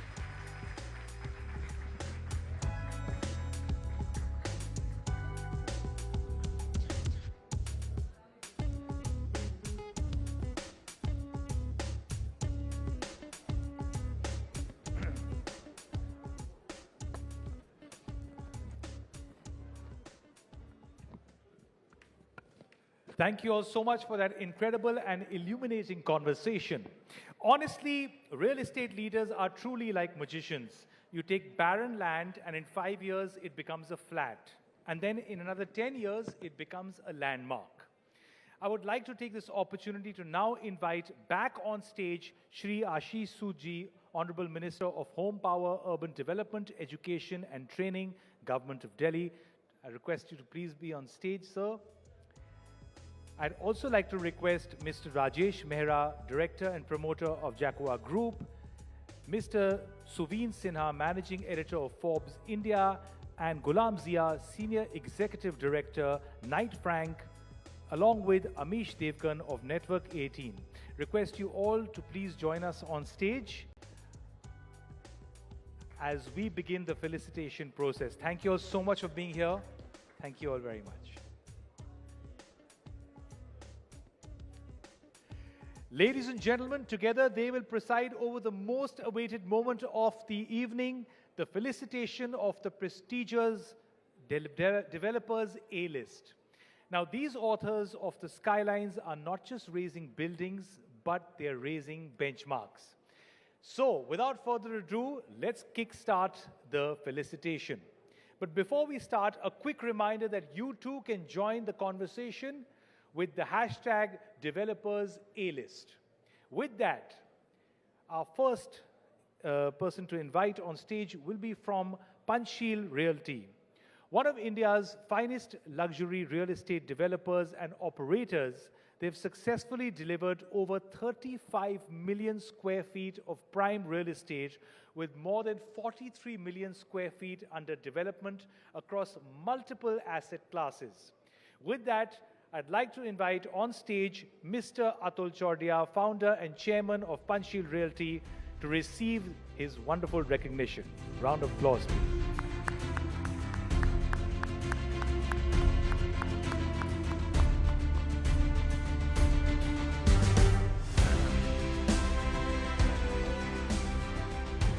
Request all the people, in case someone is outside or at the foyer area, to come grab a seat, because now we begin our felicitation process for the evening.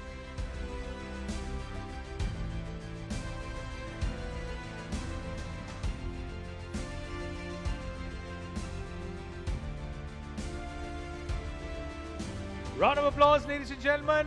This is your family. Congratulations, sir.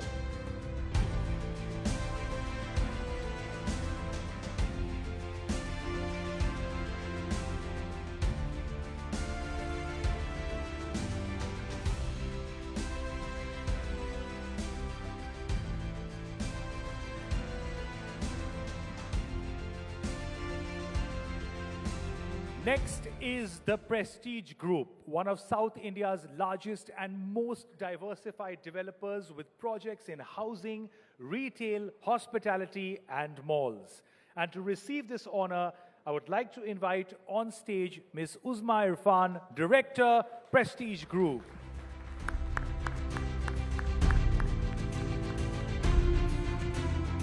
Congratulations once again.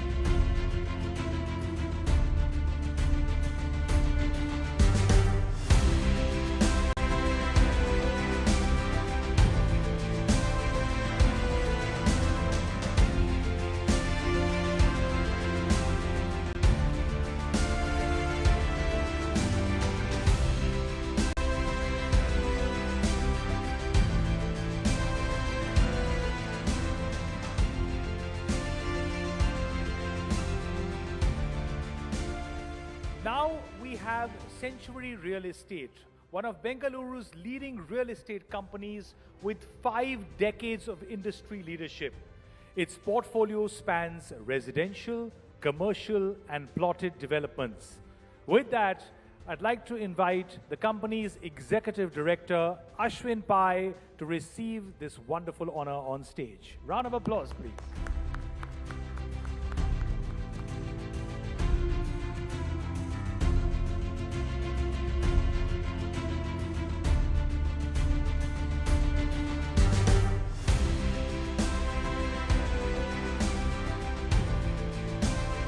Let's make a lot of noise.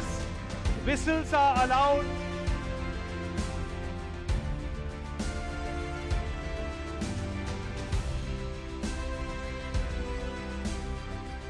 Congratulations once again. Next, we have Max Estates, a leading real estate developer in Delhi NCR with a vision to enhance the quality of life through the spaces they create. To accept this honor, I'd like to invite on stage Mr. Sahil Vachani, Managing Director and CEO of Max Estates, to receive this wonderful felicitation.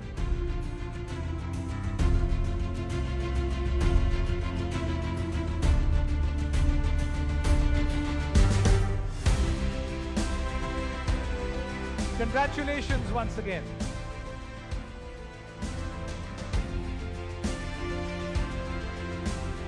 Congratulations on your exemplary work, sir. We now move on to Total Environment Building Systems, a Bengaluru-based developer known for its unique design-led approach and eco-sensitive homes. To receive the honor, I'd like to invite the founder and chairman of Total Environment Building Systems, Mr. Kamal Sagar.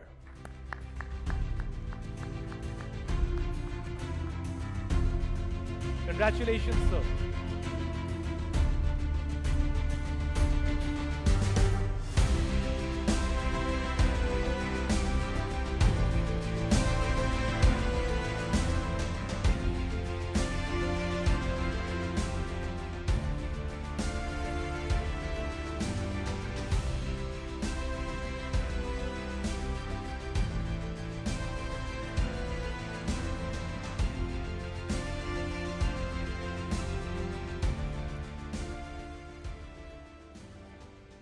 Next up is Ajmera Realty, one of India's leading real estate companies with a very long-standing heritage in real estate. They create homes that combine value and quality. And to receive this honor, I would like to invite on stage Ajmera Realty's director, Mr. Rushi Ajmera, to join the stage and receive this well-deserved felicitation.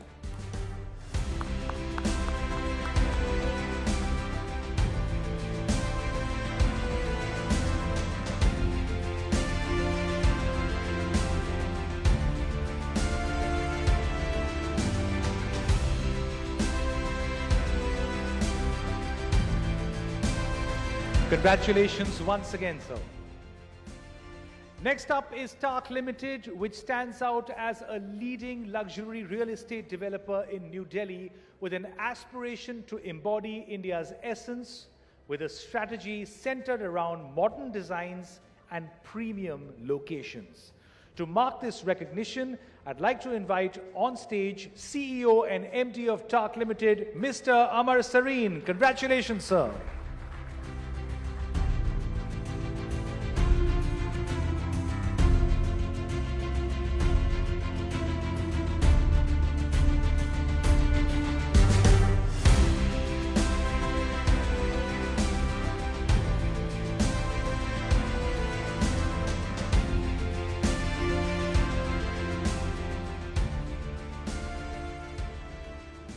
And next on our list of super achievers, we now have the Brigade Group, a diversified real estate player with projects in residential, commercial, retail, hospitality, and education.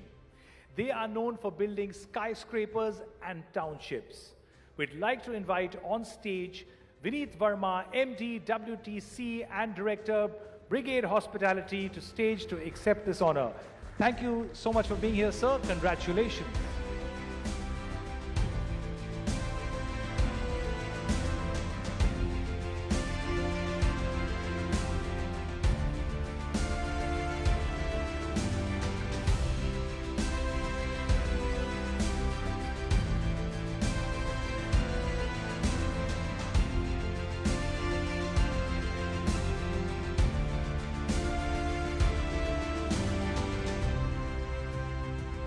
Congratulations.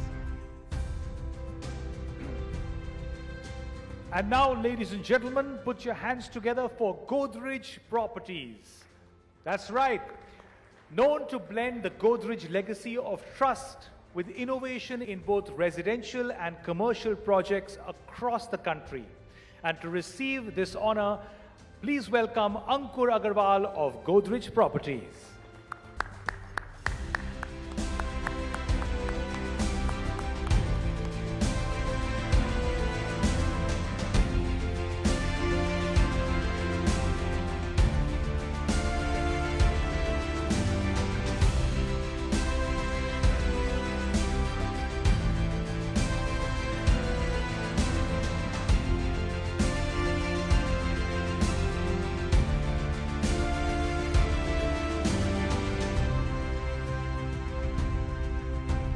Congratulations once again. With that, let's continue the round of applause for My Home, Hyderabad's leading developer known for large residential townships and commercial spaces. And to receive the honor, I'd like to invite on stage Mr. M.K. Ravisai from My Home. Congratulations, sir, once again.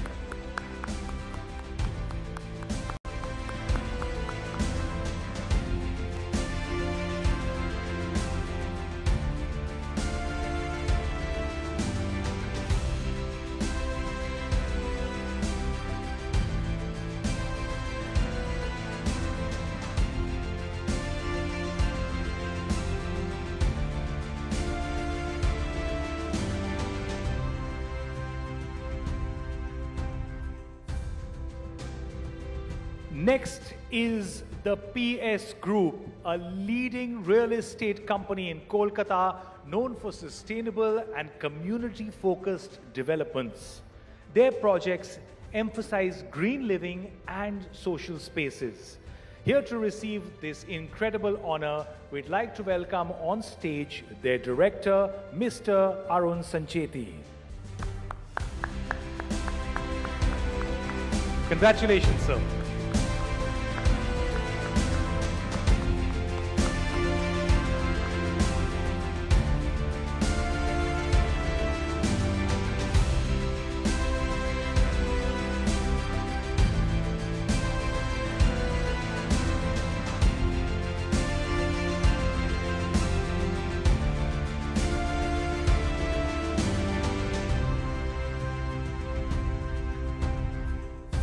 Congratulations once again, sir.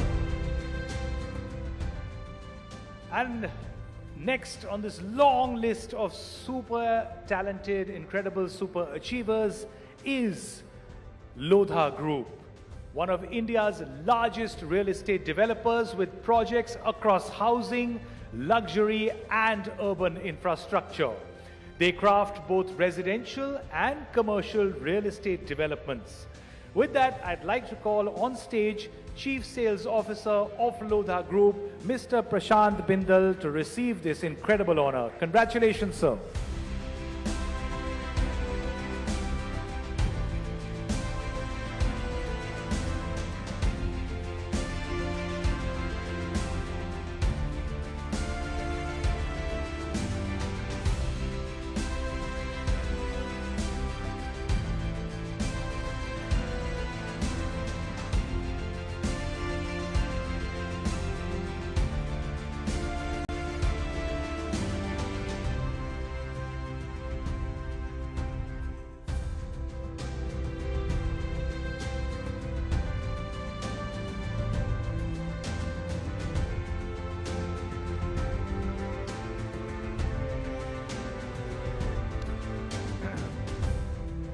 And let's not stop the applause, ladies and gentlemen. What they have done is incredible. They have carved a niche for themselves in retail malls, commercial offices, hospitality assets, and residential assets. Here to accept this recognition is Mr. Raghav Bajoria from Phoenix Mills.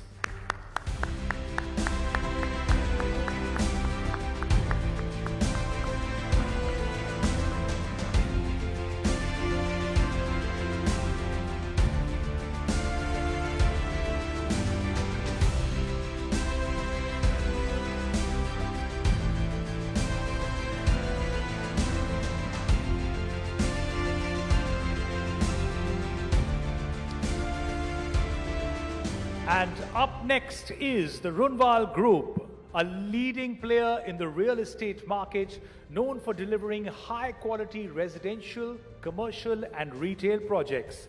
With that, I'd like to call on stage Runwal Group's Sanjay Sharma to receive the honor. Congratulations, sir.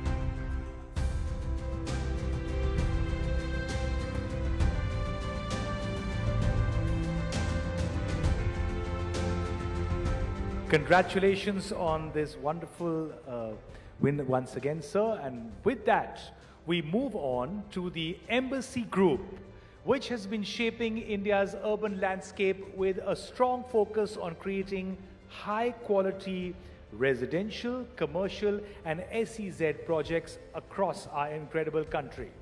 We'd like to invite on stage Mr. Vikas Khandelwal from the Embassy Group to receive the accolade.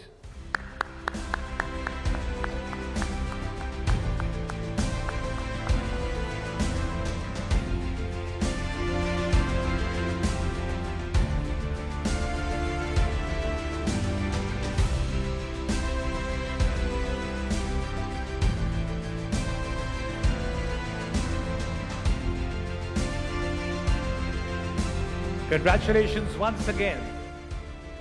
And now, let's put our hands together and show some love for Oberoi Realty, a premium Mumbai-based developer with a focus on luxury residential, commercial, and retail projects.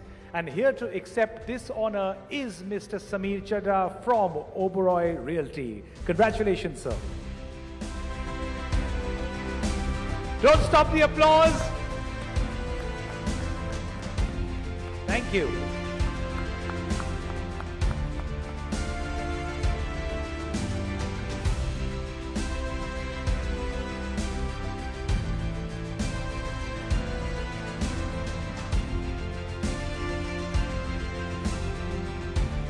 Congratulations once again, sir. And next up on our developers A-list is DLF Limited, India's largest publicly listed real estate company with iconic projects in Delhi NCR and beyond. Its portfolio spans housing, offices, malls, and IT parks. And here to claim this recognition, I'd like to invite on stage Mr. Divya Puri from DLF Limited.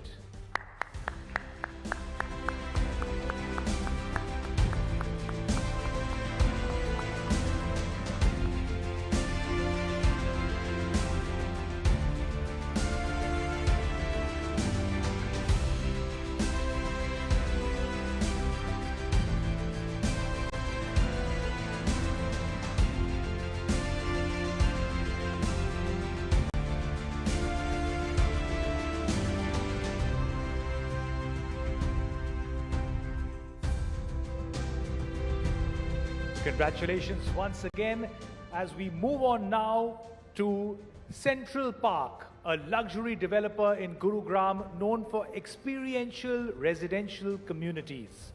Now their focus has always been on creating lifestyle-driven premium living spaces. Please join me in welcoming Central Park's Ankush Kaul to receive the honor. Congratulations.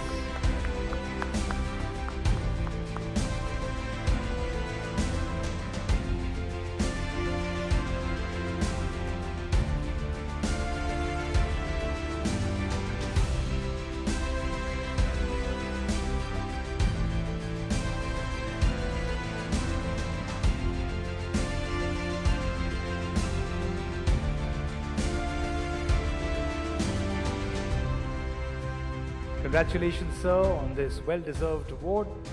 Ladies and gentlemen, and last but clearly not the least on our wonderful list of A-list developers, please put your hands together for Sobha Limited. Congratulations. Known for its expertise in luxury homes, villas and plotted developments, as well as turnkey projects from corporate clients, we'd like to welcome Sobha Limited's Shilpa Tomar to please accept this esteemed recognition.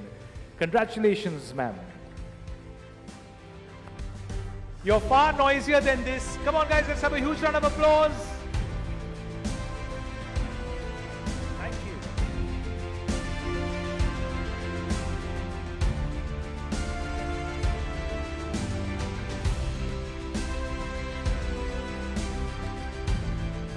Ma'am, I'm going to request you to stay on stage, and I'm going to request all our A-list developers who just received the awards to please join us all on stage for a wonderful group photo. So let's have you all back on stage. Yes, sir, please bring the award if you like, if it's too heavy, because it is. Not to worry. I'm happy to keep it for you. I may not return it, but I can keep it.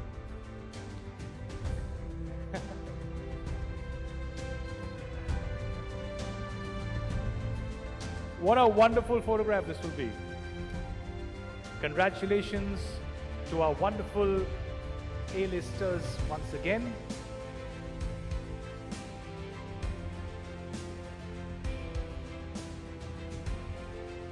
This is incredible because it's perhaps the only time in history where so many developers have stood together without an architect arguing about a floor plan.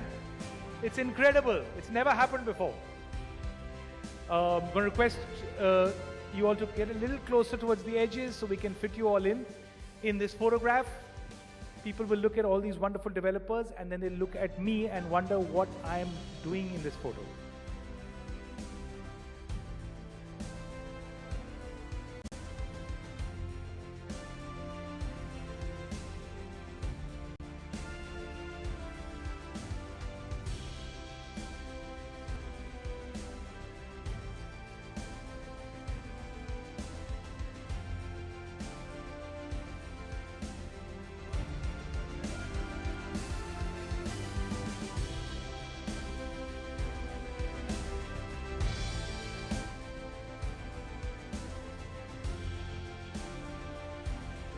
Thank you all so much for so graciously handing out these wonderful awards for recognition. Thank you to our Honorable Minister.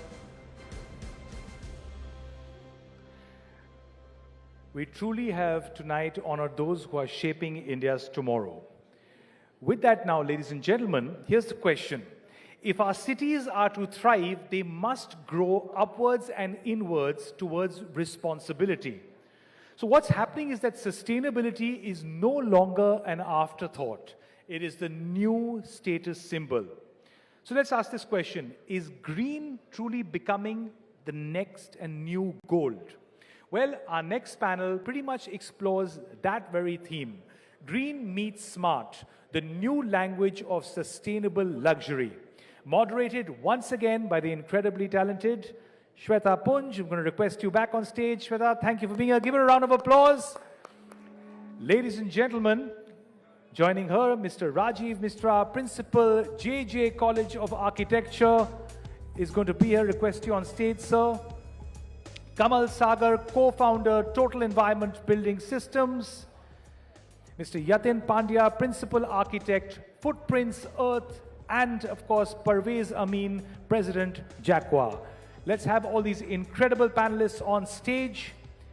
I can't wait to see how this one goes.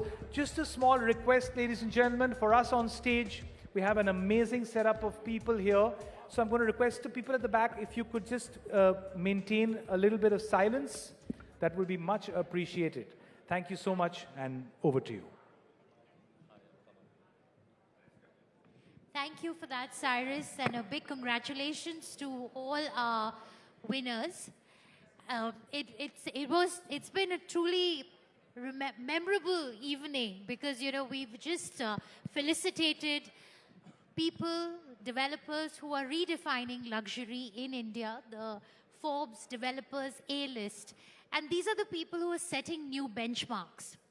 But growth and development has to be done in a sustainable manner. It's no longer something that we think of as, you know, not as a priority, but as something that we just decide to do. It's something that needs to become a real mantra.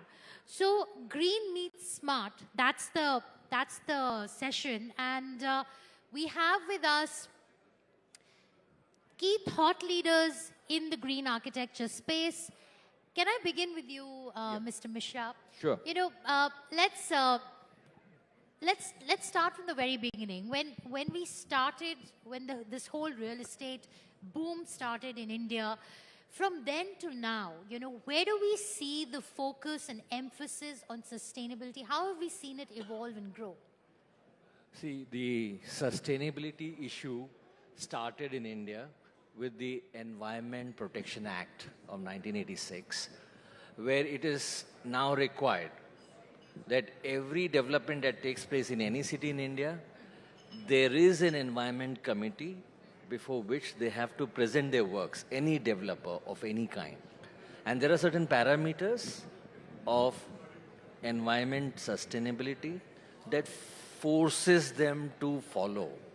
So there is no choice but to follow. So the idea is sustainability is something that you cannot now live without. It's no more a luxury, it is a requirement. It's a requirement, right. The other thing is, the other most important thing is supply of land. I think nothing can be more luxury oriented than land supply. They don't manufacture land. So the scarcity of land is luxury. That's right. And that is what is basically affecting the real estate price. And thirdly, I think now the developers who have basically come into the field of development are extremely talented, highly educated, and they understand the responsibility of delivering a good design concept. And I think this is how it started in India, and things are going for good ahead. That's fascinating.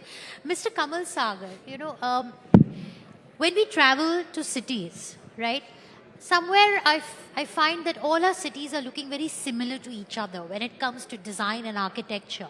And a lot of it is inspired by the Western concept. We have, you know, glass facades, which are not very suitable for the Indian climate, but we've copied that design.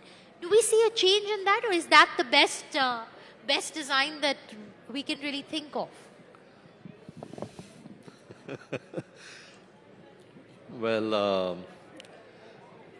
I think I continue to believe that real estate, is still largely designed on the spreadsheets by investors and financiers, and to a great extent, that starts governing how things are designed. But customers are becoming more demanding, and I think people are realizing that, and the change is slowly coming into the country, where design is more meaningful and is going beyond just, gimmick and sales-based design, which is, stuff that look good on the brochures and or will attract customers to buy. I think it's going beyond that now.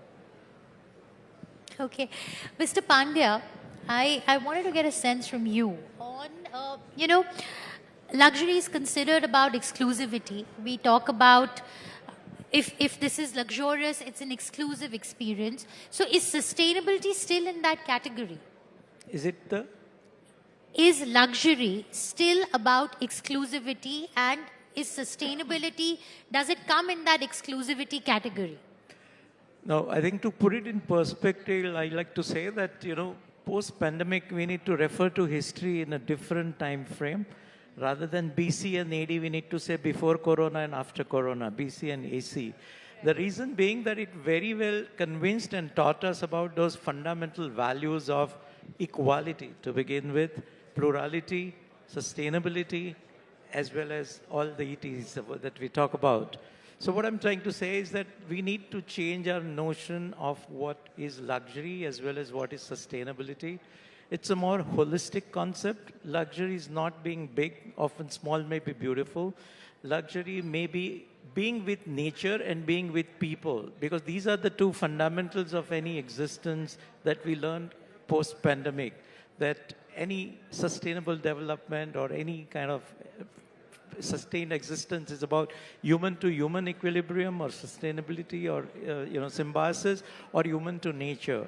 So I think nature is a luxury, if in the house, rather than an extra room, if you are able to give one little outdoor space, even on a 19th floor, and variety of that. So I think luxury is being about what I can connect to, where I can feel it's mine. Again, taking clue from the pandemic, we all learned that we all, while indoors, could still be ourselves and use the time with our body clock rather than the wristwatch. So that freedom of being is, I think, to me, luxury. And that doesn't come in terms of exclusivity or not. I think it's for all. And any development need to and want to offer that sort of a quality. So it's about value addition. What do you get? It's some good Ahmedabadi, I can say, what do I get a little more out of what I pay? So I think that's luxury. So it could be beauty, it could be appropriateness, it could be kind of, something that I can enjoy and be part of. Any design that can inform, involve, and inspire. So I think that's what it is about. No, I it's completely not just agree. one thing Nature. singular. I completely agree. Nature is luxury. Mr. Amin, we had a little trivia quiz in the earlier session on how sustainable Jaguar is in the kind of recycling that Jaguar has been doing. So I want to ask you, when you have clients, do they ask for a sustainable product option? Is that something, and does that cost more money? In the long run, no, it doesn't cost money. Yes, there's a lot of demand for eco-friendly green products. And I think more and more, in fact, our Artis brand is completely green. And in Jaguar brand also, we have a lot of options. So yeah, the demand for eco products is going up, and I'm sure the developers are pushing the envelope in giving better products, better amenities, and in the center of all that is sustainability. So yes, we are geared up. I mean, we are backing up the developers in giving these kind of products. Interesting. Mr. Mishra, when you teach your students, when you talk to them about the amazing architecture of our country, Are there any historical examples that you use in your conversations? What, according to you, are the most sustainable buildings that India can boast of? I think all our monuments in India have been designed without the use of electricity. Right. And they're wonderful. They are very well ventilated. They are very comfortable to go to. Yes. And all examples of vernacular architecture based on the regions in India are actually best examples of vernacular art. So when we teach students in architecture schools, we ask them to study the local architecture, local building material, local craftsmanship, and how they could do actually a beautiful design out of it. So the design thinking, design concept, design development, design delivery has to be local. You may think globally, but you have to deliver locally. And this is very important. But is that getting implemented? Mr. Sagar, you know, as Mr. Mishra pointed out, that's what students are taught. But then, like I said, a lot of our buildings look very similar. We're not being very creative in our design. And when it comes to incorporating nature in our, in our architecture and design, it's still not the norm. It might be an exception. Why is that? Why is it not the norm to bring nature into our buildings? Yes, and why is it that, why are we not experimenting enough in the way we are designing our buildings? In Delhi, for instance, you have the Terry building, which is considered to be a green building. But a lot of the new developments that are coming up, I don't think any of them would meet like a sustainable building criteria. Please correct me if I'm wrong. So, I don't know if you know, but we have been doing exactly that since 1996. So, every single home that we build has a garden on whatever floor it's on, right? And it's typically pretty large, where many of the rooms open out into that garden. So it's something we have been doing. And I think the reason why very few others are doing it is because maybe that garden is considered an outdoor space. It does consume the same FSI. So when you sell it, maybe people are worried that they won't be able to sell that space, and that's the reason they don't do it. Other reasons, I think, maybe they're worried about waterproofing or something like that, and that, having to deal with issues later. I don't know, but we have been doing this for 30 years now. Green roofs, terrace gardens, step gardens, all kinds of gardens, and all kinds of ways to connect with nature. And it is not a big deal to do it. Mr. Pandya, do you think there's an opportunity for India to build its own sustainable design concept?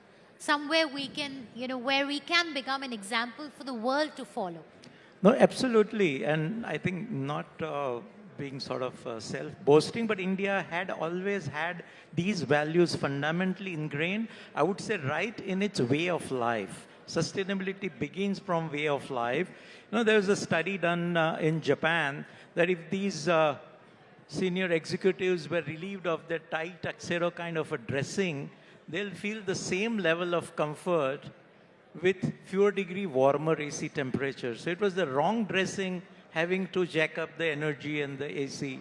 So if Mr. Mohanlal or people from the Kerala or the coastal region are wearing the mund, and if they are bare-chested, are they primitive or they are appropriately dressed for the hot, humid climate? So what I'm saying is that right from whether it's the attire, whether it's a lifestyle, whether it's the food habits, whether it's the, most sensible thing to do in a hot climate is to have siesta. Again, rather than going by the wristwatch, you can be by the body clock. So that's why warmer places have the routine of siesta. So I think each place must develop its own norm that picks up from the realities as well as aspirations of the place and people, because it has to be responsive to place, people, and planet. So I think it's high time that we don't ape it, rather than we evolve and remember that what we had in our own legacy. And it's not boasting past again, but for 3 performance reasons we could look at them. One, for their timeless aesthetics, that even today 1,000-year or century-old monuments we like, or it inspires awe. Why can't we create today's architecture that would have the same quality? So learn those principles. Second, when there was no electricity and yet there was comfort as well as convenience, we actually admire the buildings of the past in every way. Can we learn those principles that even if we have to use AC, only sometime and only little? And third, they were from the place and for the place, and therefore they were socio-culturally appropriate. There's nothing like good, bad, or ugly. It's always appropriate and inappropriate. You know, we have to play like a doctor. He doesn't go with a preconceived notion कि आजकल तो fog चल रहा है, आजकल तो ये virus है. You know, he has to look at each patient on its own merit. So I think India needs to develop, and I would further take it not even India.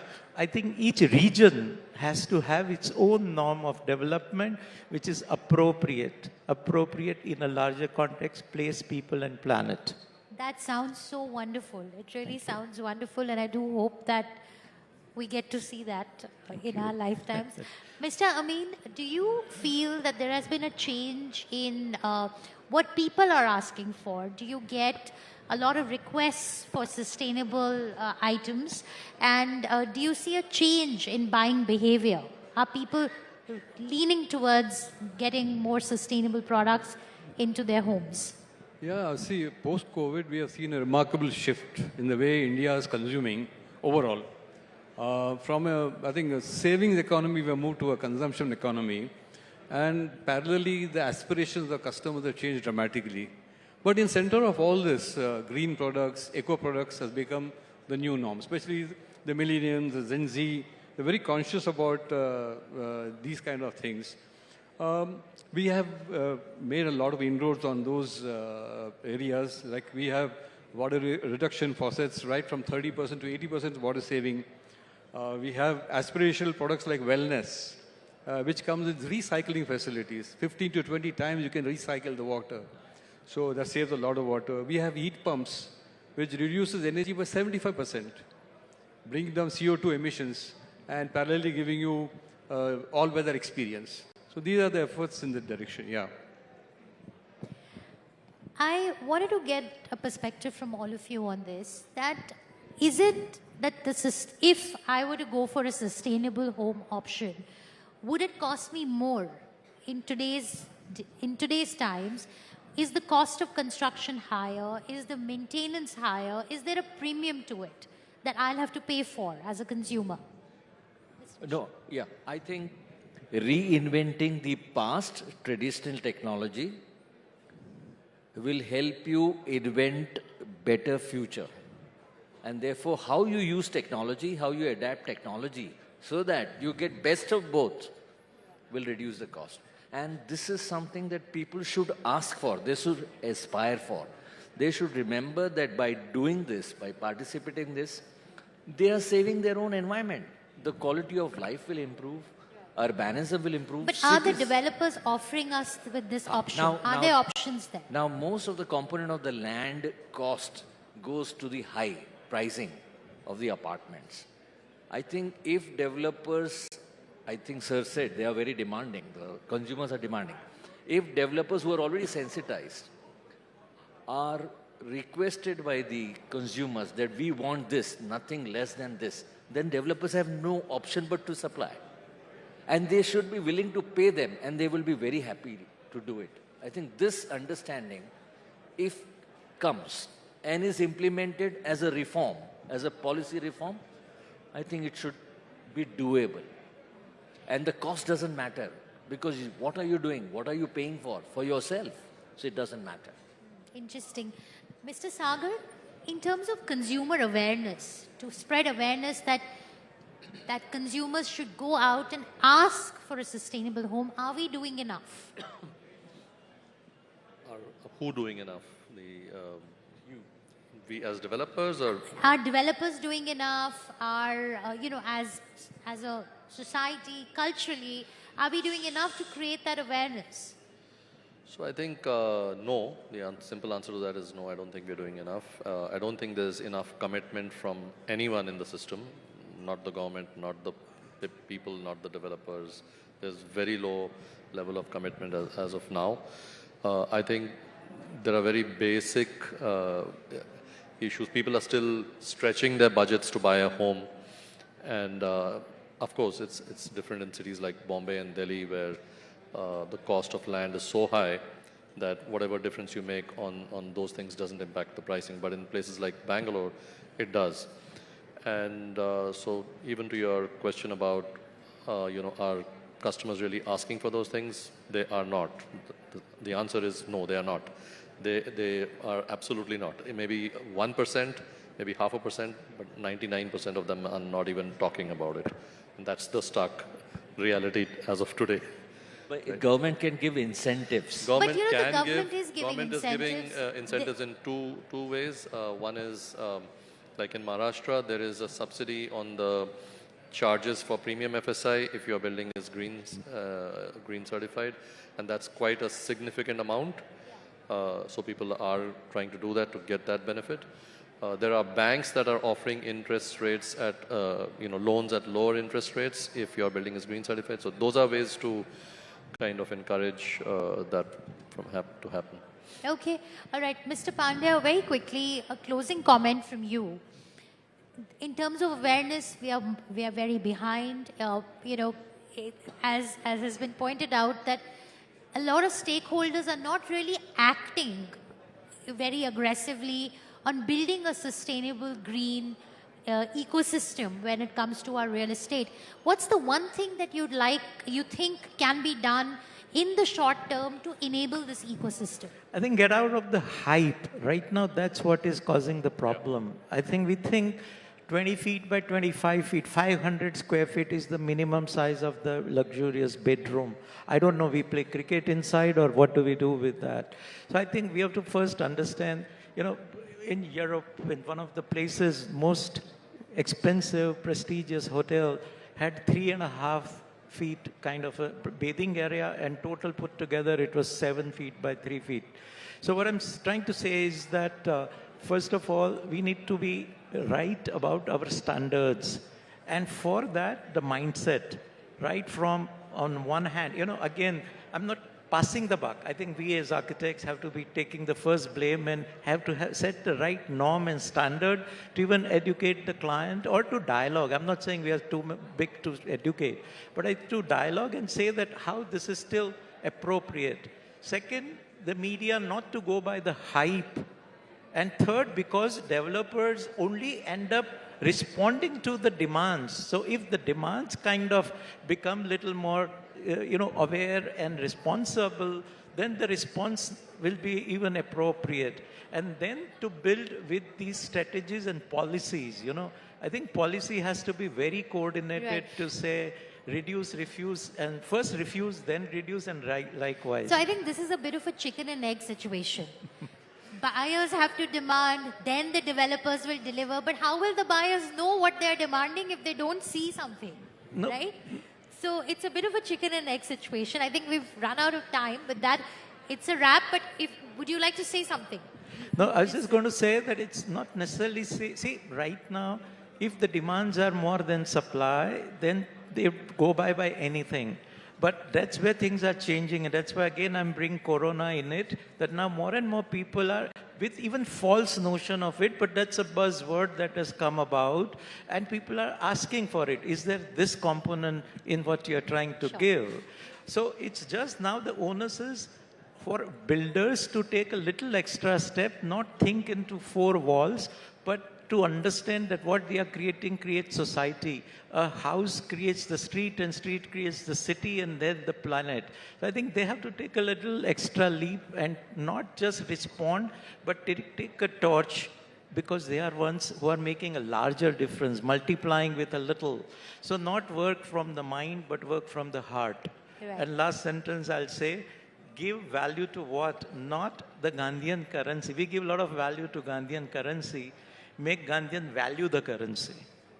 Fantastic. You should have a podcast on this. Thank you so much. It's been a pleasure having you all discuss what is a very crucial issue. We do hope that our developers go back with some interesting ideas. Thank you so much. Thank you. Thank you.